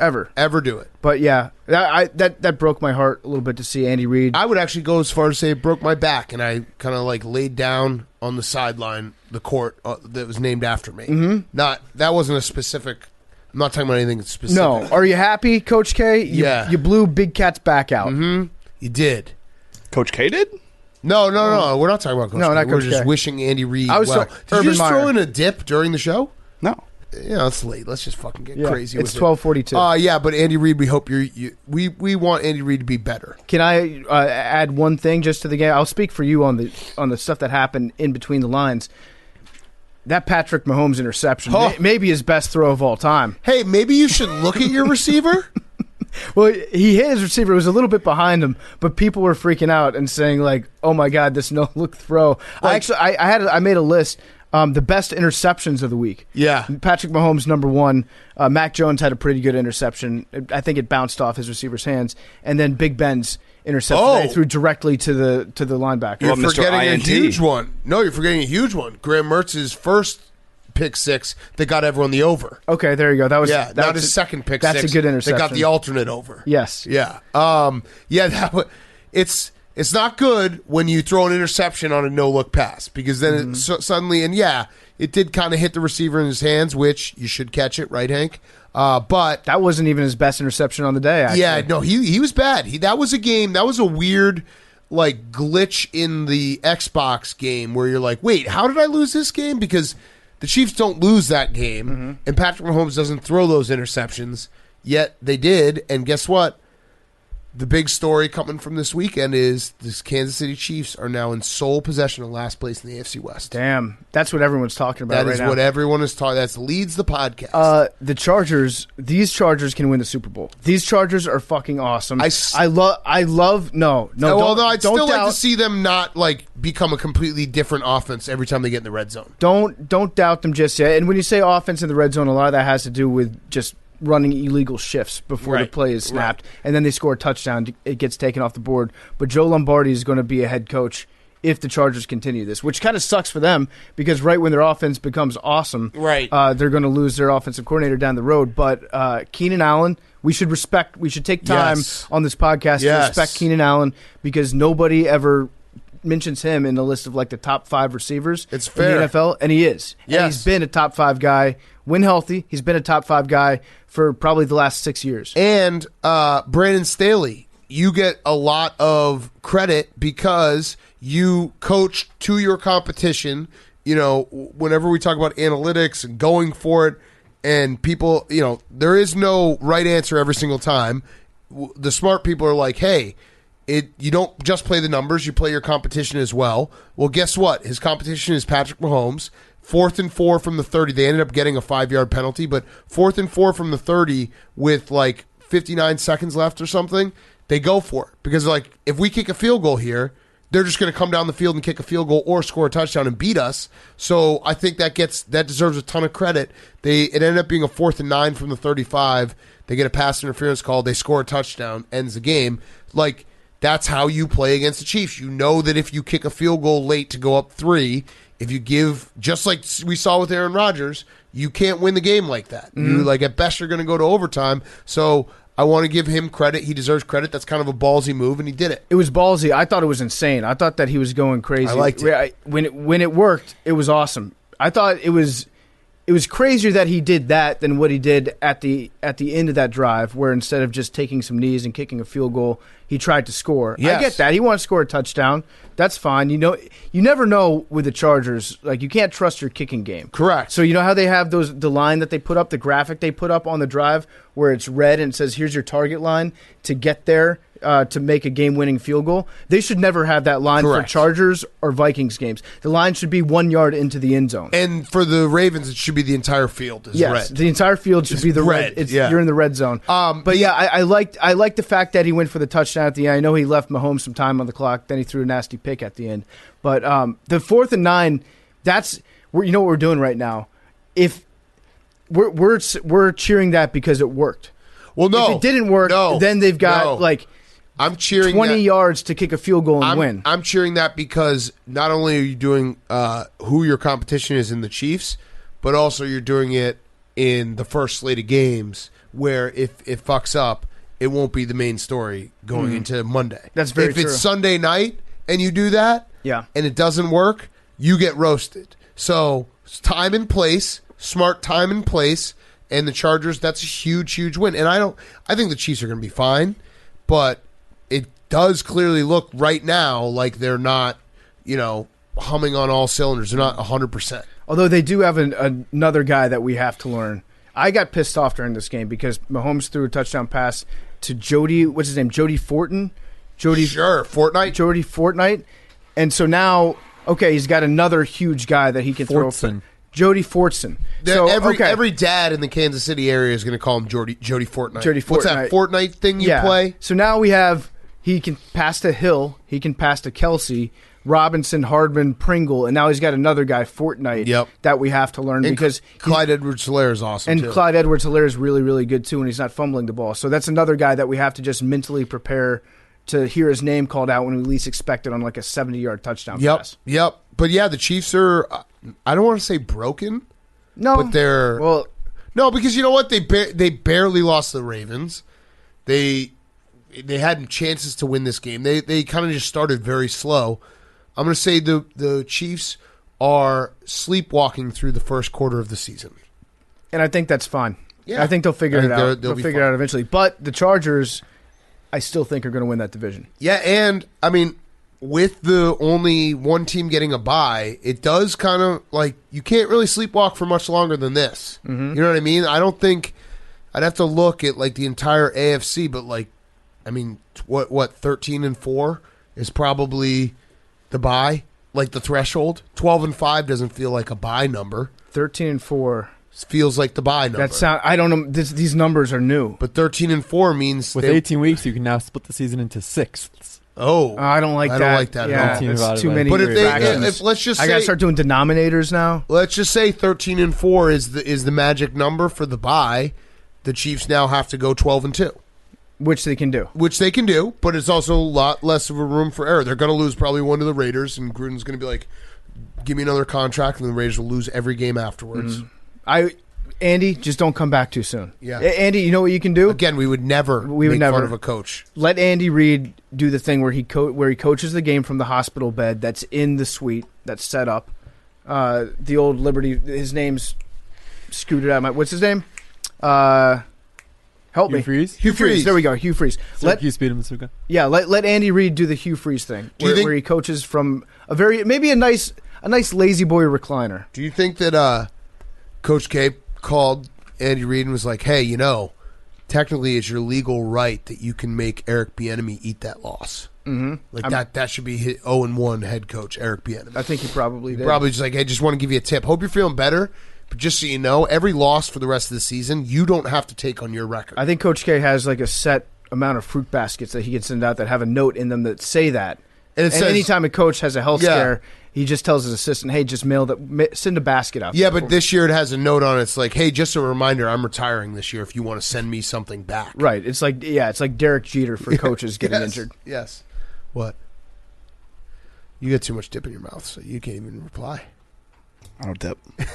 All right. Falcons Giants. Arthur Smith's beard. Let's fucking go. Looks great. Guy's got a beard. He's 1-0 with the beard. The chin is not there, but it's less not there. He called it a get a win beard. Yeah. And you know what? It worked. And you can't shave it now. No. You can't because not that there's anything wrong with your his chin is totally normal. His normal chin, which is cool regular. Yep. But you can't argue with results. You can't shave in the middle of a winning streak. We call that an Uncle Chaps. Yep. And that, can't do that. That never works. Well, he got out for you. creamed by Boris. Yes. Yeah, so that was not his. He got creamed. Yeah. Want me to cream you? That's what he told us. All-time ugly picture. But yeah, congrats to Arthur Smith getting that first win. It's tough to win in this league. It's tough to win in this league. Every win should be celebrated, even if it's over the Giants. I do want to say that we should probably get a share of this win because we are the ones that motivated him to get the beard that got him the win. So credit to us. Good job, coach.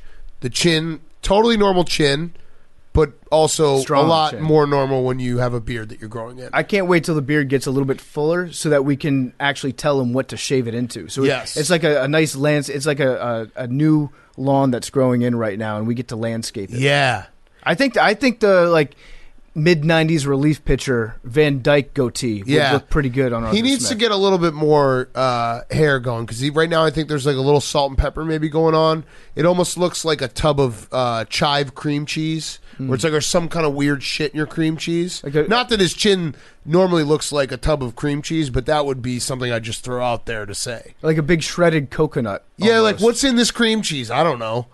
What is this? Is this salmon? Is this what's going on here? That's kind of what he's going with right now. Well, I think he looks great. And he should keep it up. Yeah, and who doesn't love cream cheese? No, I love especially cream on your cheese. chin. I love cream cheese. Yeah, love it's cream the cheese best. Melting off of your not chin. melting. Well, and also he doesn't really have a chin for it to melt. I'd say it's frozen cream cheese. Melting off of his lips, where the chin should be. Okay, but he got to win. He got to win. We love Arthur Smith. He's going to come on this show. We fucking love the guy. The big story coming out of this game was actually post game.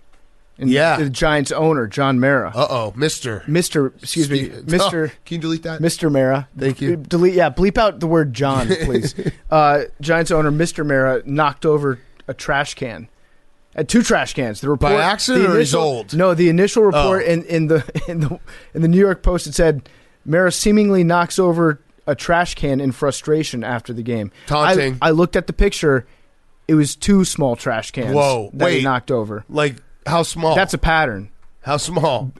Slightly bigger than Daniel Jones's hand. Shin height? They look to be like hip height.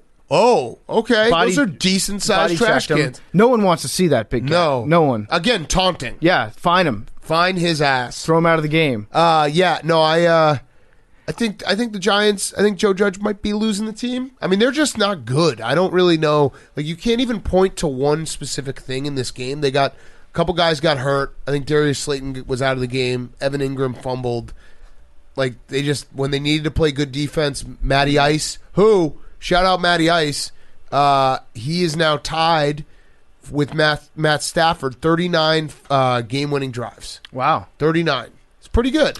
I thought it was really indicative that they were able to go out there and lay this egg even on Eli night. Yeah, it was I know. Eli Day at the ballpark. They put him in the Ring of Honor, and Thought they could get a win. They couldn't even get the team going for Eli Manning. But it's, you know what I They mean? should have Like, tied for Eli. That would have been the best. A tie on Eli Day. the worst part about this game for Giants fans is, like, Daniel Jones didn't fumble. He didn't throw any interceptions, I don't think. No. Like, there wasn't any comically terrible Joe Judge decision. They just aren't good. Saquon got hurt too. Yeah, they just aren't good. I don't know if Saquon. He's not healthy. He's not 100%. Yeah. Because I think he left the game for treatment mid-game, which tells me he probably shouldn't have been playing in the game to begin with. Right. But yeah, they're just the Giants just kind of stink. Yeah, right they're now. just not good. They're just not a good football team. But the Giants are also the team that I think when they won both their Super Bowls, I think they started 0-2 or 0-3 both those seasons. There you go. So you can always talk about that. Remember last week we talked about how Matt Ryan's just a professional quarterback at this point? Like, or what did we say? I said I was sad. Well, no, we said we were sad at week 1, but like I was sad week 2. Yeah, I was sad week 1. Yeah. But he just, like, that drive he had when they're down 14-7, that was just like, hey, Matt Ryan, he still is better than average. I think he's slightly a bit better than average. In a perfect set of circumstances with all the stars and planets aligning just perfectly, Matt Ryan can be a good quarterback. Yeah. But usually these days he's like sad. The only other note I had is, like, I feel like in 15 years we'll still watch Cordarrelle Patterson on a new team being used, like, you know, out of the backfield and being like, whoa, this is awesome. As a running back. Holy yeah. shit. Like, how could they stop this? Yes, that's never going to stop. It's never, ever going to stop. And he's still fast. Yeah, he is fast. Very fast. You want to speak of sad quarterbacks? Bengals, Steelers. Bengals 24, Steelers 10. We have to talk about this. It's so like this is bad. It's like watching your dog get old. It's bad, man. It's really bad. Yeah. It's sad to watch. He can't Big go Ben, down the steps when the elevator's out.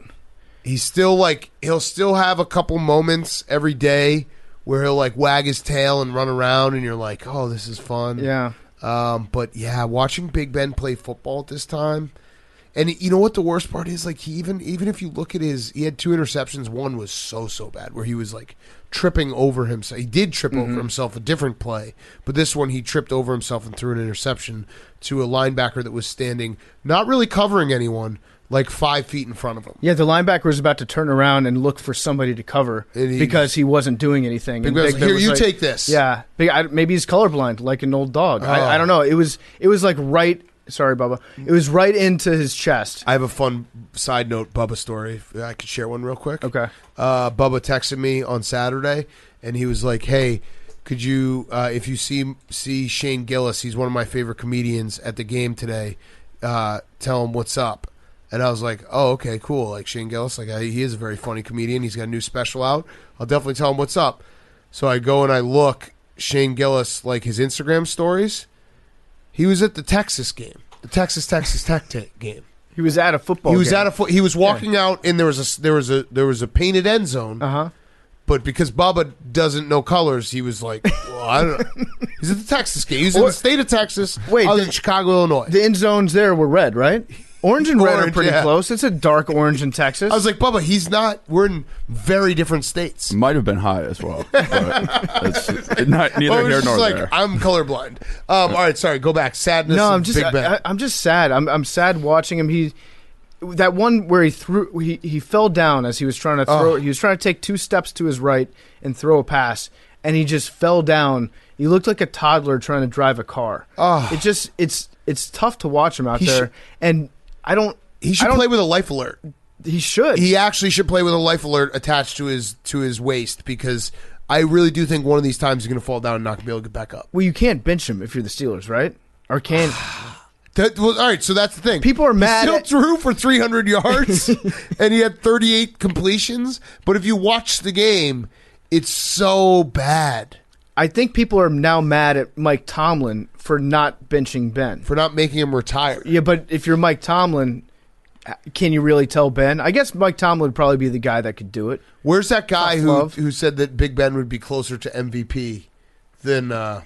What insane person are you? Remember that reporter who was talking about Big Ben's diet? Oh, yeah. He's like, I wouldn't be best surprised if he's closer to MVP than bottom of the league. No, he looked very sad today. Also, TJ Watt turns out TJ Watt, very, very important, because the Steelers snapped their streak of 75 straight games with a sack. Mm-hmm. They didn't record a sack. He matters a lot. And Joe Burrow looked good. Efficient day. You look good, and Jamar Chase looks awesome. He trolled us. In single coverage. What's up? Jamar Chase trolled us. With officially. Jamar Chase can catch football still. He was fucking with us. Great job, Jamar. You played us. We didn't. We knew. We kind of knew. You can't fuck with us that good. But yeah, he trolled us, and when he's in single coverage on the outside, you might as well just blitz that cornerback, because nobody's proven that they can run with him. Correct. And also out jump him in the end zone, because whenever they run that 9 route, it's cash every single time. Yes. Ooh, cash. It's cash. Jamar. You thought you could slip that one by Jamar us. Chase Bank. It's cash. Tomlin threw a dump off on 4th and 10. I had that as a note. I just wanted to note that you just said it's cash. It's straight cash, homie. That's a 36-year-old man. You said it's cash. It was cash. Yeah. It was cash. And by the way, fuck you guys for the nephew thing. Snoop Dogg says nephew all the time. It's cash. I've heard Snoop Dogg can't stop saying nephew since you guys made fun of me. That was the. I think you said cousin. No, that was the. You didn't say the right one. No, I said Steve Buscemi nephew. Gif. That's you saying it's cash. It's cash. It's cash. But yeah, the Bengals look good, and the Steelers are very sad. And you know what? It's going to get worse for the Steelers before it gets better, because they have to play at the Packers versus the Broncos versus the Seahawks at the Browns. I have a question for you about Steelers fans. How long is it until Steelers fans boo Big Ben? I don't think ever. I really don't. I think that's actually the beauty of Steelers fans, is they'll never, like, they respect. They respect. They respect what Ben has done. No, they respect. I think they're mad. No, you're wrong about. They're mad. I don't think they can. I don't think they can. I think they'll just play out this season, be sad about it, hope the defense gets them to like 9 or 10 wins and a playoff exit, and then just move on. Because if TJ Watt comes back, like, their defense is still very good. Their defense could be good with TJ Watt back, but I don't know if they're going to get to the playoffs. And I think that they're starting to turn on Big Ben a little bit. I'm not saying that they're going to boom like next week. Wait. There's a difference, next week, though. The week after. There's a big difference between turning him on him on Twitter, where he has everyone blocked and it doesn't really matter, versus like. No, he unblocked everybody. But in real life, there's no way that, like, people will say shit about Big Ben on Twitter and they will not say it to his face. They will not boo him. You can say it from the crowd. That would be disgusting. I expect more out of Pittsburgh. I think they might. They respect football. They respect the game. I think they might. If Big Ben comes back next year, they will definitely boo him. Well, if he comes back next year, and the Browns should just change the locks. Or the Steelers should just change the locks and not let him back in. We should also respect Joe Mixon. Yes, very good. You know what Joe Mixon is?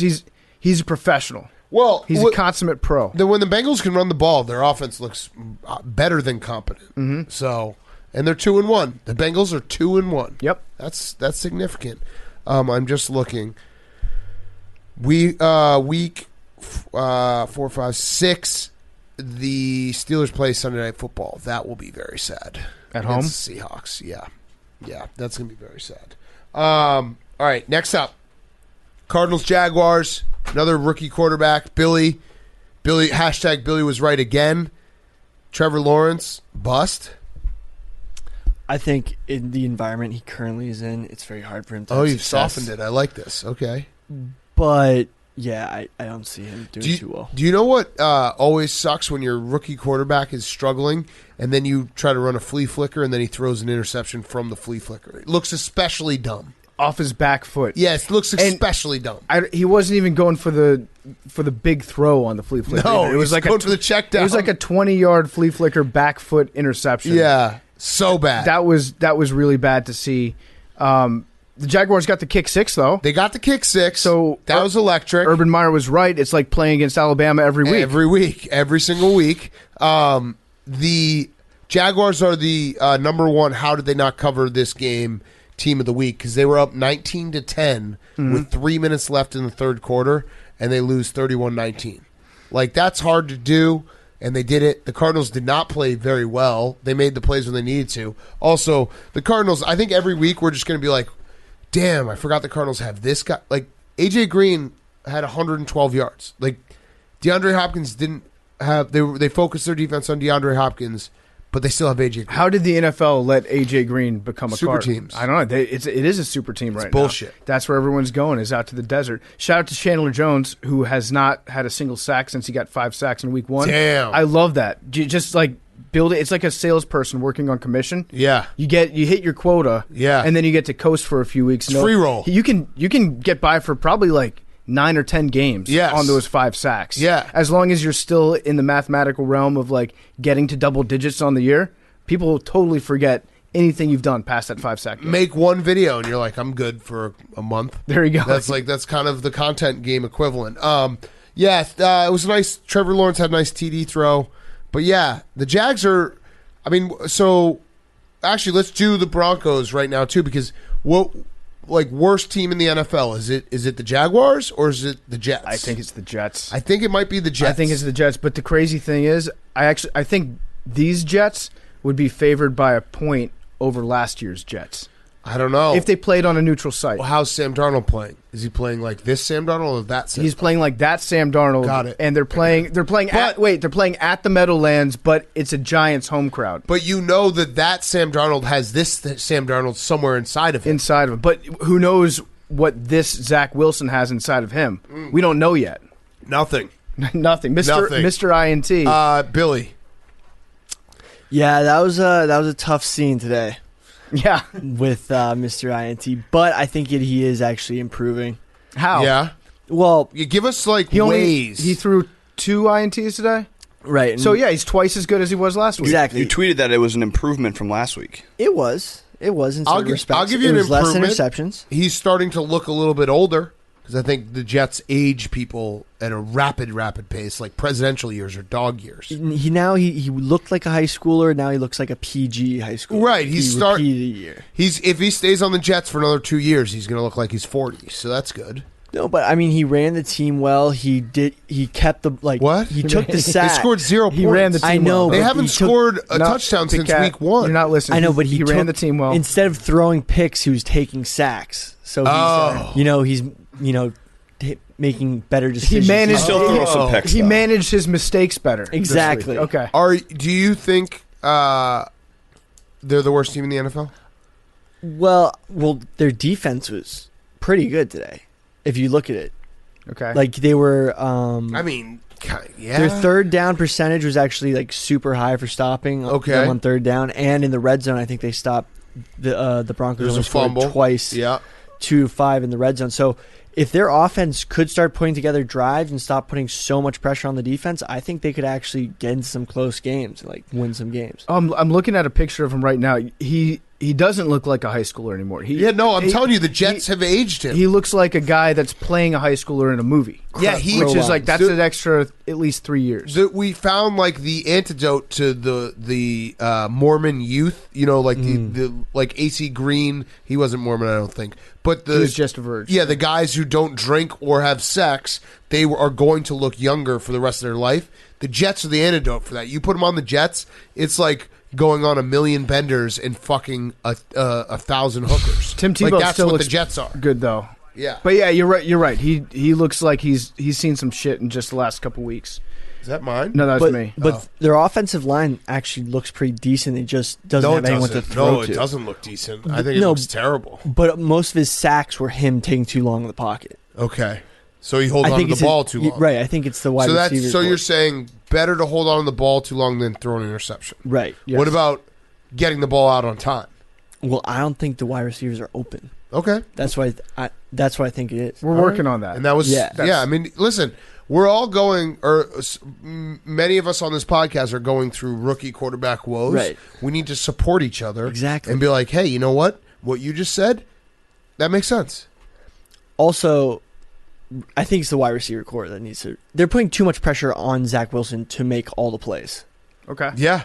Okay. If you're not getting separation, and then when he does make a throw like the He's one trying to to Braxton force. Berrios, He's trying to make something happen. He's just making interceptions happen. yeah, Yeah. you got to catch. You got to catch it. You got to help out your rookie quarterback when he does make a good throw. Exactly. 8 quarters, 6 points. The last 8 quarters, the Jets have 6 points. In the 3 games this year, they have 20 points total and 15 sacks. So this will be a fun race to see points or sacks. Which one are the Jets going to have more of by the end of the year? So the Broncos are 3-0. You know what they might be? They might be my fool's gold team. The Broncos might be. They've played 3-0, and they've played teams that between 0-9. between the 3 of them have not won a game yet. Yeah, the Jets, the Jaguars, and the Giants. The Broncos have played. That is, who do they have next? Because that, like, the Ravens. Ravens, might be time to Steelers, bet on the Raiders, Ravens. Browns. Yeah, I mean, I think they're okay because their defense is good, and I do love Vic Fangio. And Teddy Bridgewater, I mean, all he does is win games.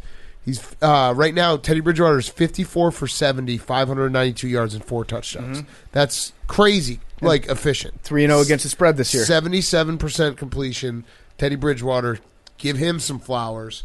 But yeah, no, they have played the worst teams. If they could just find a way to schedule the Bears and I don't know who else is a really bad So team. the Texans are not good. Yeah, the Texans and the Bears. Throw them Texans, in there. Bears, Jaguars. They played Well, the they played The Jaguars. rest of the already, NFC yeah. beast. Yeah. And get some more wins there. Sorry. What does that mean? Dallas and Philly, of course. Yeah, there you go. Yeah. Love it. Yeah, if you can play the NFC East and the AFC South, you'll have a good year. That's the trick. All right, Dolphins Raiders. Jake, you're up. Jacoby Brissett's not bad. Yeah, I mean, this was a game that you see on paper, all right? No Tua, cross country, probably. No, I think that's a positive, by the way. No What? Tua. Oh. Yeah, no. You've been on that train since. I'm in the camp of Jacoby Brissett is not a step down from Tua. Yeah, so they started off hot. Yes. And then the Raiders got a safety, and it kind of unraveled from there. Safeties fuck everything up. I actually think this is a game that the Raiders would lose by 21 in late October or early November. Once Gruden has gotten his hands on the team for a few months and they start to tune him out a little bit. But credit to the Raiders. They went down and they didn't let it get away from them. But yeah, last year's Raiders, especially towards the end, they would get smoked. They would be demoralized by that start. I got a stat for you for Raiders fans out there. The Raiders are the first team in NFL history to start a season 3-0, beating all teams that won 10 games the previous season. At least 10, right? At least 10. The Ravens, Dolphins, and the Steelers. It's crazy that the Dolphins won 10 games last year. It's crazy the Steelers did, too. They had a crazy, what was the Crazy Saturday Steelers were night game? 11-0. Well, no, yeah, they were the best 11-0 team of all time. This but game turned into last worse. year in Vegas was a crazy Fitzpatrick Saturday. throw. Yeah. Yep. But it was, I mean, the Dolphins fought. I still don't understand what they were doing running 2, not 1, but 2 Wildcat plays from the goal line. Just end it. Stop. Wildcat is over. It had its moment. Just stop. I still kind of like it. It's so stupid. fun. It's so dumb. Ronnie Brown's there in somewhere. college, yes. In NFL, it makes no sense. Yeah. Everyone knows how to defend it in the NFL. It was funny at the end of overtime, too, when the Raiders kick a field goal, Dolphins come back, kick a field goal, Raiders get the ball again, they go down the field, and John Gruden did not want to kick a field goal to win. He doesn't trust kickers. He doesn't like kickers. He wants to score touchdowns. Yep. And he tried, and then they were running out of time, and then he said, you know what, fuck it, let's take it down to 2 seconds, kick a field goal. I was hoping for a tie. A tie would have been great in this game. I was going insane because I was listening to it in the car, and Brent Musburger does the Raiders radio broadcast, and he so clearly had bet on the Raiders. So he just was openly being like, Score a touchdown. Go for a touchdown. Go for a touchdown. And his co-host was like, well, the smart play here would be run out the clock and kick the field goal. And Brent finally was just like, we're in Vegas. Yeah. And his co-host was like, oh, I see what you're saying. We want a touchdown. Yeah, Al Davis didn't say just tie, baby. Yeah. It was just driving me nuts because I had the Dolphins. I was like, shut up, Brent. No, it felt like it was going to push them to score. I had the Raiders. I was doing the Brent Musburger myself. I love Brent. Yeah, I feel like that's a Jim Calhoun like retirement. You retire from the big broadcast, but you're still broadcasting, staying in Vegas. Yeah, Calhoun's just still yelling coaching. about point spreads. Yeah, and I know that like it's such a ridiculous thing to get mad about, but if you have something opposite of the announcer and he's saying, "I want go for a touchdown," I was screaming at my radio like, "Shut up, Brent! Kick a field goal." Was what I was just gonna say. Are we all in on Derek Carr? Because it's like Derek Carr and Kirk Cousins are in a game of chicken to see who's going to turn into a pumpkin first. Yeah, so let's talk about Kirk Cousins. But I'm not. I am. If it were a pool, if Derek Carr were a pool, I have my shirt still on, but I'm sitting on the edge with both my feet in. Okay. Fair? Yeah. If Kirk Cousins is a pool, I'm in the shallow end. I'm shooting a basket at the poolside basket thing up to my thighs in water. If Kirk Cousins is a pool, I'm standing at the edge and I'm peeing in it without even going in the pool. Okay. And everyone in the pool is like, ew, why are you doing that? Mm-hmm. I'm like, because I don't really like the guy. Nice guy. I like him. Nice guy. I just think that if you buy too hard into Kirk Cousins, you're setting yourself up. Yeah, you're going to get hurt. Ultimate disappointment. If you buy too hard into Kirk Cousins, you'll be in the one pool that's ever been created where if you pee, it actually shows up as ink. Yeah, no, at the side of Kirk Cousins' pool, it says 10 feet, and then you dive into it, and it turns out that it's 2 feet deep, and you break your neck. That's correct. Kirk Cousins, though, he's like efficient. They won the game. This Vikings-Seahawks game also proved a very important point for all GMs in the NFL. If your backup physically and hairstyle looks like your starter, he'll be just as good. Because, what's his name? Alexander Madison was awesome. Yeah. And he looks like Dalvin Cook. I've always believed that, definitely with like the dreads. Yeah. Yeah, 100%. They look the same. And they ran the same offense for Right. him that they do. They didn't really skip a beat, and Madison played pretty well today. And they absolutely like killed the clock in the second half. So first half, Vikings came out. They scored some good touchdowns. They had some solid drives. Kirk Cousins, I think, threw, 3 touchdowns in the first half. Second half, the Vikings had the ball for 22 minutes and 40 seconds out of the 30 minutes in the second half. So it's tough to beat them when they have the ball the entire time. And it's what we've always said with Kirk Cousins. When Kirk Cousins has a running game to even everything out, and he doesn't have to stand in the pocket and, get sacked and look super short, he can be a competent quarterback. So here it is. We're telling you right now Kirk Cousins can be a competent quarterback, but be careful. Kirk Cousins, Derek Carr, be careful, folks. Yeah. We don't want to see you get hurt. Jump in feet first in the pool. Don't go head first. The Vikings are a weird team, though, because they really are 2 plays away from being 3-0. They're the best 0-2 team. They were the best. They were the best 0-2 team in the NFL. But the conversation about them is so different if they're 3-0 right now. Mm-hmm. It's real close. Yeah. The Seahawks are broken again. Stop me if you heard this before, but the Seahawks are broken. So Seahawks this season, first half 21 points, second half 7 points. First half 24 points, second half 6 points. First half 17 points, second half 0 points. To add it all up, in the first half this season, they've scored 62 points. In the second half of this season, they scored 13. That's pretty remarkable. They need more conditioning work. That's a stark difference. That's what your coach would tell you back in high school and middle school. If you got outscored in the second half, you just got to run more. Yeah. So Pete Carroll, just make them run more. Yeah. That's it. It's a simple fix at this point. But that feels broken. It does feel broken. I actually don't think that Pete Carroll is a very good head coach. From an X's and O's standpoint. Obviously, from game management, he can be okay sometimes. Recruiting, getting his recruits' houses. Exactly. Yeah, his credit score is really good. But as far as X's and O's type stuff goes, he gets a lot of credit for winning that Super Bowl, which they dominated with an all-time defense. I don't think he's that great of a head coach. Yeah, I mean, you can definitely make the case for it because he's a big culture guy. Yeah, and he does set up culture matters. He does set up a good culture. Culture does matter. And the Seahawks they've been pretty good, but they've also had Russell Wilson on their team. Yeah, since 2012, which that certainly helps a lot. But I don't know what I never understood if you are that good coming to start the game, and maybe it's the first 15 plays, just run it again. Run the first 15 plays again, or run it in reverse. Yeah, they'll forget. Yeah, right. Do you think another team would actually pick up on the fact that you're running the same 15 plays in the same order? I don't think so. I don't think so. I don't think they would. A coach should at least try it. Also, before the game, they sprinkled fake snow on the field. to get the Vikings, to get the fans feeling like real Ragnar Minnesota would've pride. loved that. Ragnar would have absolutely torn up. He would have done donuts on the snow. Oh, shit. Ragnar. Yeah. R.I.P. All right, last game, and then we'll get to football guys of the week and who's back. Bucs, Rams, Matt Stafford. Has he arrived? Stafford is I think he's the MVP. He's having his moment. He is. I actually feel really good about my long-standing take that Matt Stafford is going to be in the Hall of Fame. Seeing Matt Stafford go out there and beat Tom Brady like this, that was like twisting the knife on Lions fans too. Yeah. The Lions, they always have to have one guy on the team who would win MVP if he was on a really good team. Yes, he was awesome. I looked it up. So Matt Stafford's 33 years old right now. Let's say he just plays, let's call it 4 years, which could be more, but 4 years.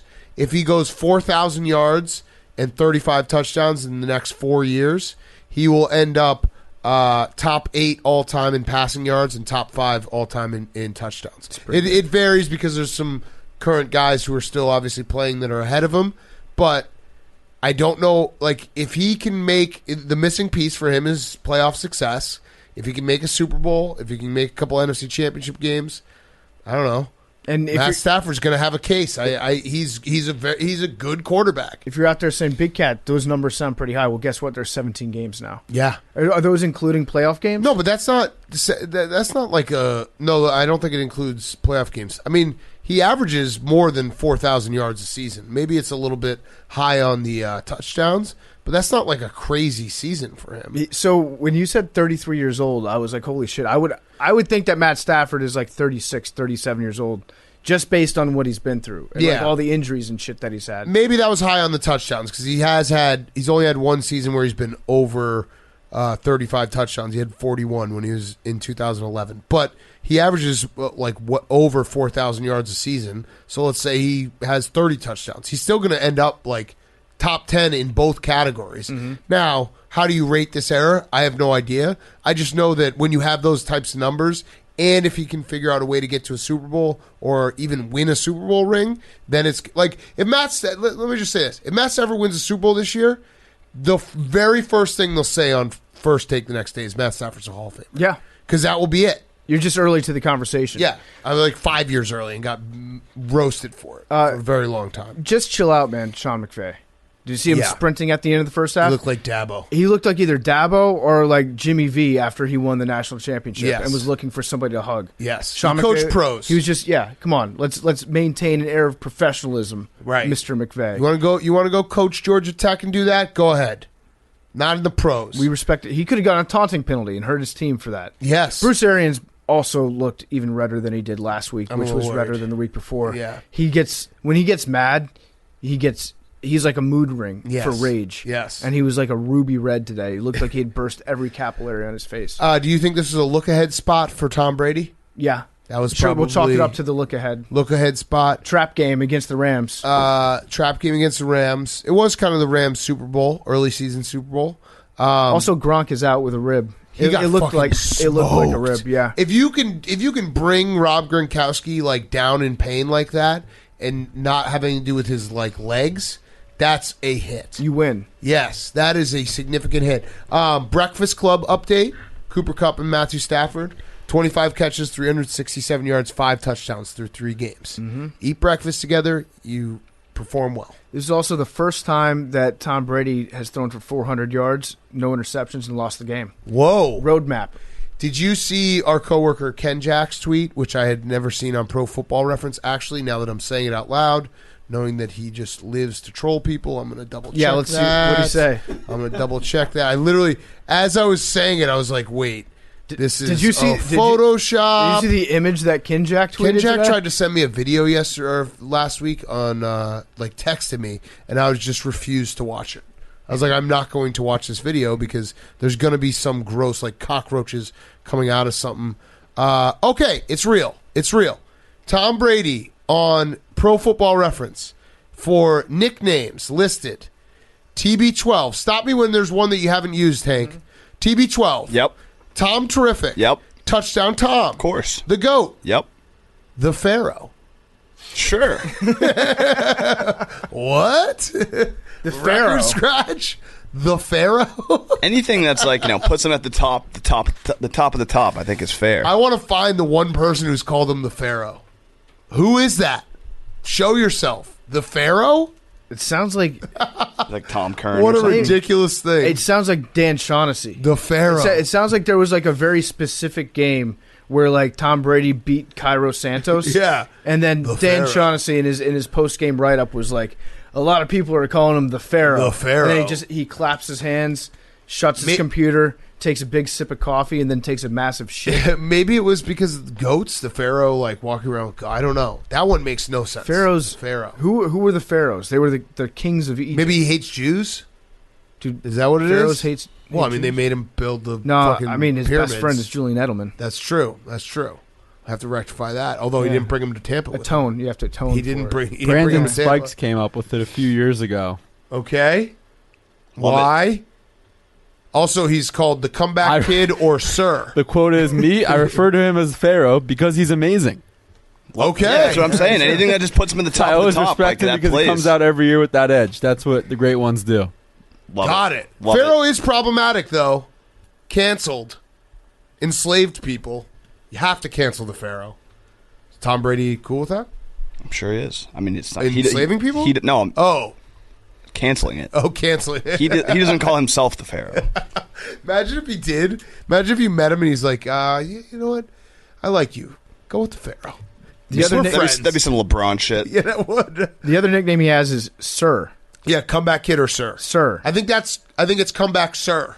The comeback Sir. Yes, the comeback sir, not just sir. That's like when you leave your phone in a car for a valet. Yeah. That's what that sounds like to me. Also, needs to be noted, Deshaun Jackson. We talked about Cordarrelle Patterson just being in the backfield in 15 years. Deshaun Jackson in 15 years will play 2 games, and both of them he will have enormously long touchdowns. So he actually broke the record today. He has the record for most 50-plus yard receptions in NFL history. Deshaun Jackson. He beat Randy Moss. He has 44 of them, and he tied the record for 9 most 75-plus yard touchdown receptions. Yeah. It's insane. All you have to do is just be fast if It's- you're Deshaun Jackson. it's crazy. No one's asking you to block. No one's asking you to run like curl routes. No one's Yeah. asking you to go across the middle. Just run straight and then see if somebody can run straight with you. And they can't. And also he leads the league in the history of the NFL for guys that catch a ball and then act like they're not going to go into the end zone at the last second. Yes. And almost get the ball knocked out of their hands. Which I love it. And sometimes do get the ball knocked out of their hands. He fucking hates running directly into the end zone. Yeah. Absolutely cannot do it. Well, It's he's so not- fast. He has time to just hang out. I think he loves playing football so much that when you get into the end zone, you have to stop playing football for a second. So he's savoring every moment Yes. of live action that he's in the game. Yes. So Deshaun Jackson, two records, crazy. He's still doing it. All right, let's get to football guys of the week. We're brought to you by Chevy, right? Yeah, we're brought to you by Chevy, which is the best truck in the entire world. They're the official sponsor, pardon my take. They're great for tailgating. It's tailgating season. If you want to show up to a tailgating truck, if you show up in anything besides a Silverado, you should have your tires slashed. Chevy Silverados are the best truck in the world. They're strong. It's the most advanced Silverado ever. And if you're a award-winning listener, you know that it's the most advanced truck ever. As truck guys, we know it's 100% true. Chevy Silverados are strong. They're advanced. They're dependable. They're hardworking. Football season's in full swing, so step up that tailgating game. Their multi-flex tailgate has 6 different configurations. It's going to give you a step up on the tailgating game. It's got the primary tailgate. It opens with a push of a button on the key fob or from inside the truck. It's got an inner gate that folds to a large step for easily getting in and out of the bed. There's easy access where the inner gate folds down so you can reach farther into the bed. It can also become a desk or a surface for your tailgating meal or maybe a game of tailgating beer pong. Who knows? Chevy Silverado is the most advanced Silverado ever. Go to a Chevy dealership, whisper, pardon my take, into their ear. They're going to give you a full tank of gas. They're going to give you $100 off and a cup of coffee because we told you to say that. And your mileage might vary on that. They might act like they don't know what you're talking about when you do that, like they like to joke around. But yeah, that deal is legit as far as I'm concerned. Chevy Silverado, we love it. All right, Billy, football guy of the week. I'm so hot right now. Also, it's great that we have American Ninja Warrior back on. Feels like old times. It's 128. Yeah, we're here. All right, Billy, football guy of the week. So last week, the Steelers fan who shat himself and was cleaning his pants in the bathroom won. So congrats to that guy.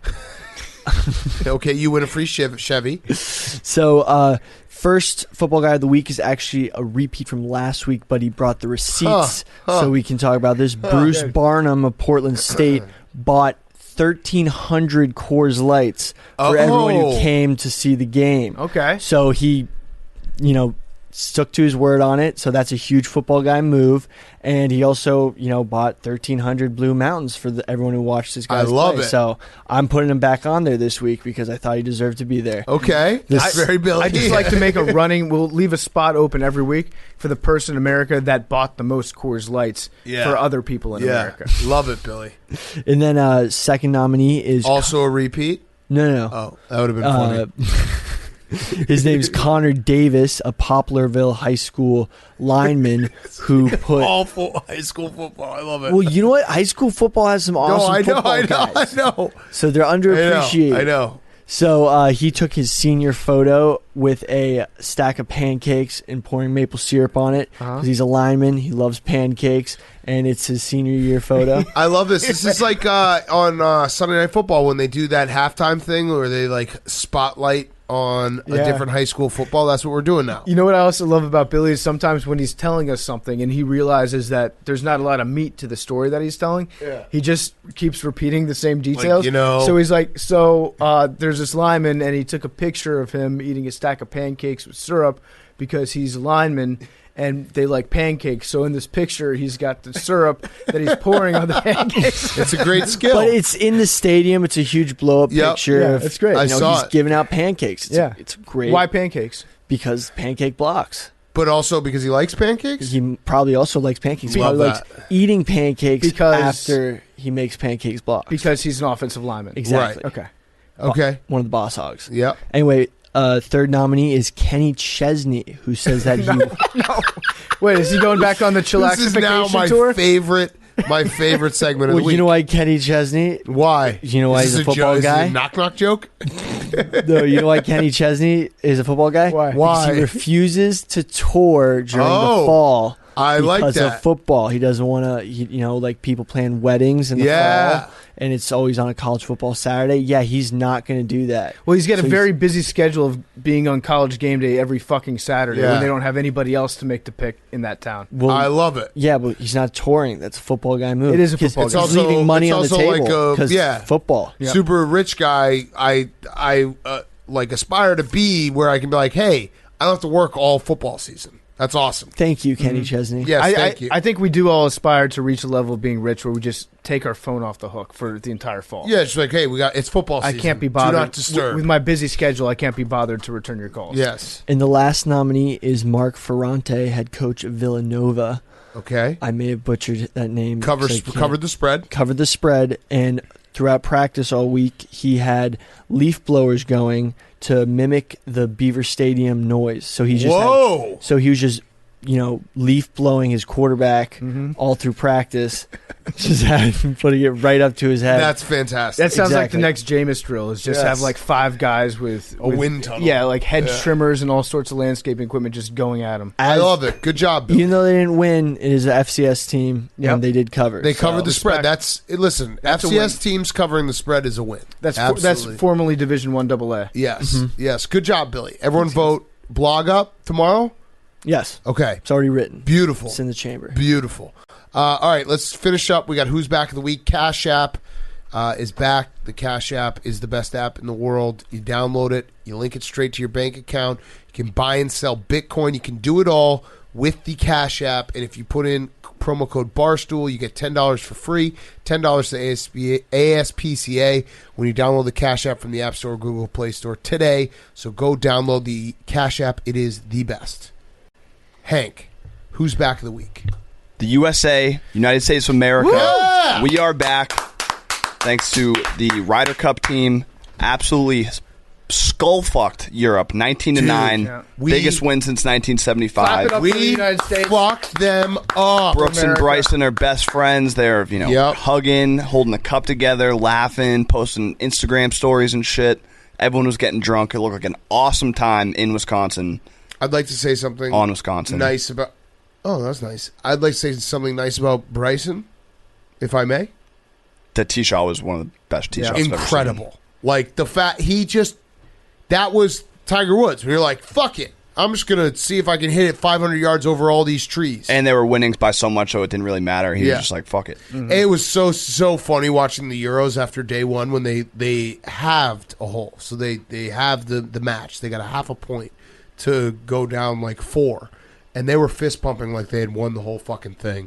You stupid idiots. USA's the best ever. This is actually the perfect scenario to kind of be able to root for Bryson in a circumstance. Yeah. So, like, you can pick and choose the parts about his game that are good and fun to watch, even when he's being an asshole. Yes. When he nukes a tee shot, that's fun to watch. Yes. And so we got to root for that when he hit the 417-yard drive. And then when he drove the green that other time in front of the whole crowd, the gallery, and, like, put his hands up in the air. And then I actually found myself rooting for Bryson when he was being a prick and put his putter down on the ground to be like, why didn't you give me that gimme? Yes. When he sank like the 4-foot putt. Yes. And he has like a 100-foot putter. Yeah, that's true. That was where it's like the general rule of thumb is like if it's within a putter, not assuming that your putter is like 6 feet long. Bryson probably had his driver He's like, in his back pocket and laid that down. Be like, see, that's within 70 inches. You should have given that to me. But it was awesome. Ryder Cup is such a cool like thing. I know I think we actually give it the appropriate amount of attention. It does suck that it goes on during football season, but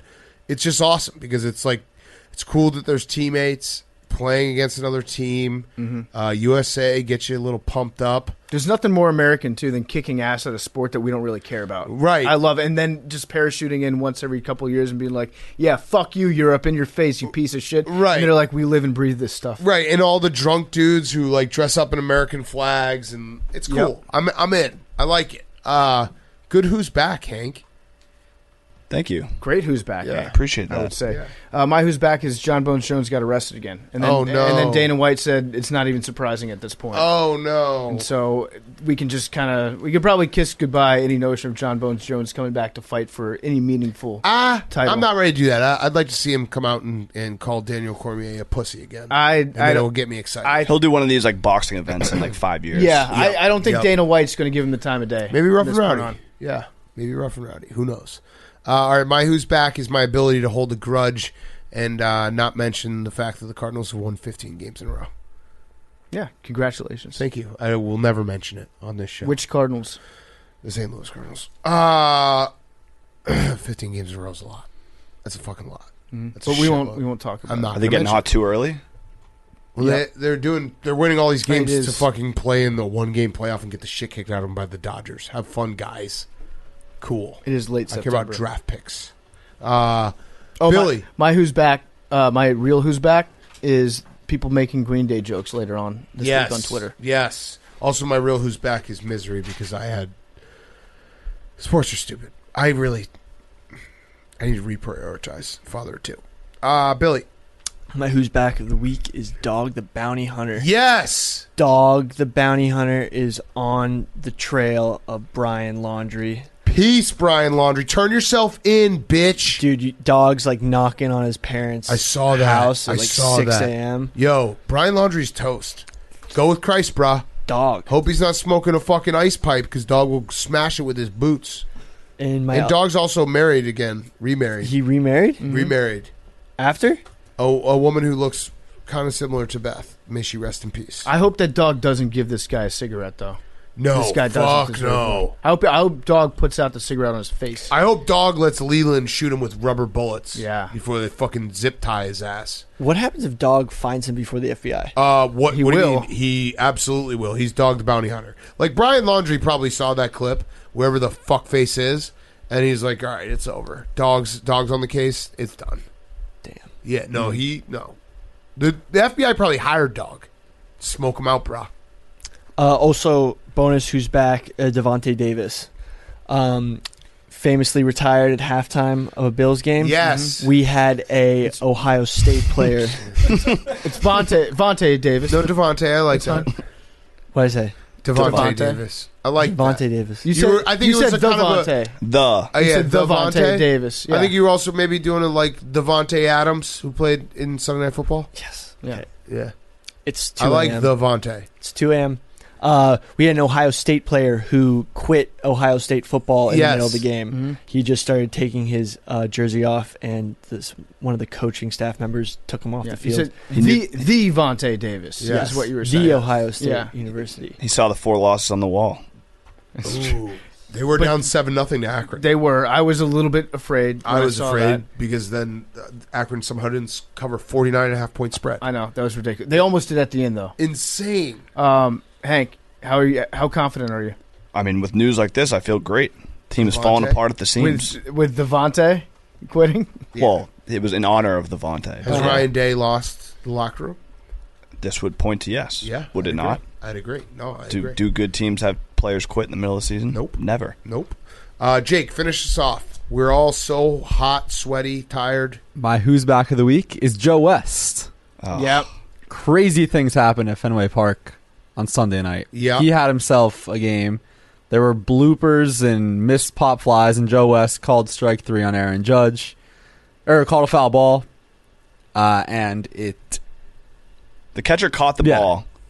It was a foul tip, strike 3. It was Catcher caught it. It was what happened at the end of that Yankees game, where they called a phantom foul tip. He was going to, after he caught the ball, was transferring it back to his hand to throw to the pitcher and dropped it, and they said it was a foul. Not reviewable. Judge hits a 2-run double. Stanton hits a bomb over the monster. Game. What Sweep. a guy. He just makes everything about Joe West. He has an incredible crazy strike talent. 3 calls. Like just when you think that you have forgotten about Joe West, he's like, "Nuh-uh, America." Exactly. I'm still Joe West. I feel like Joe West lives in a world where the ESPN Gamecast and like Square that shows where the pitches actually go. I don't think he acknowledges that its existence. No, because every game there's like Joe West called this a strike, and the ball is just like 4 feet outside. I love it. Or a ball. I admire his commitment to like find new ways to make things about Joe West. He's actually an innovator. Yes. For most people, they could pull that stunt off for maybe a year, maybe 2, and find ways to make it about themselves. Joe West has made an entire career out of it. To the point where I think I'm going to miss Joe West when he's gone. In fact, I know I am. Yeah. Because I don't know, it's fun to laugh at Joe West doing Joe West stuff. It's insane how he's able to keep himself like in the moment. Everyone has to. Joe West is 9/11. Never forget. His strike 3 called looking is literally like he doesn't want to be there. I don't know if you guys have seen it. He just like stands up and does this. You just never forget Joe West. No emotion. I'm going to listen to his country album when I go home today. Oh, love it. Love it. He's got a song about going on a blind date and his girl being like, "Hey, quit looking at the candy corn girl. If you cheat on me, you'll be out at home." Oh, it's a great album. Joe West. All right, numbers. Great guest coming on Wednesday, by the way. 95. One we've been looking forward to for a very long time. Haven't taped it yet, so I can't say who. I mean, 97. The Hague is in the Netherlands. Where? The Netherlands.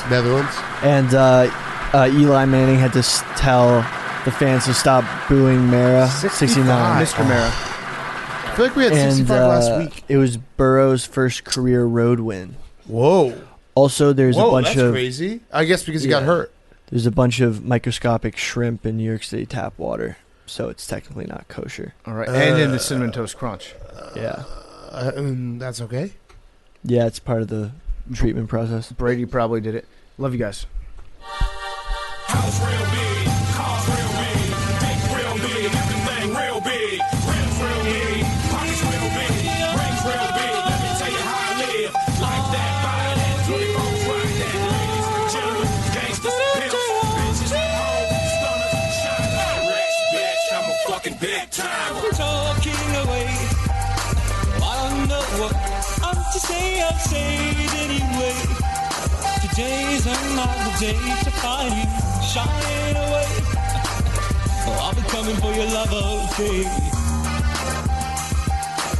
Oh, I'll be coming for your love, okay. Needless to say, I'm on sentence, but I'm stolen away. Fell in love with life is okay. Say after me. Oh, it's no better to be safe than sorry. Say after me. It's no better to be safe than sorry. Take on me. Real big, everything real big. Take me. Rings real big, let me tell you how I live. I'll be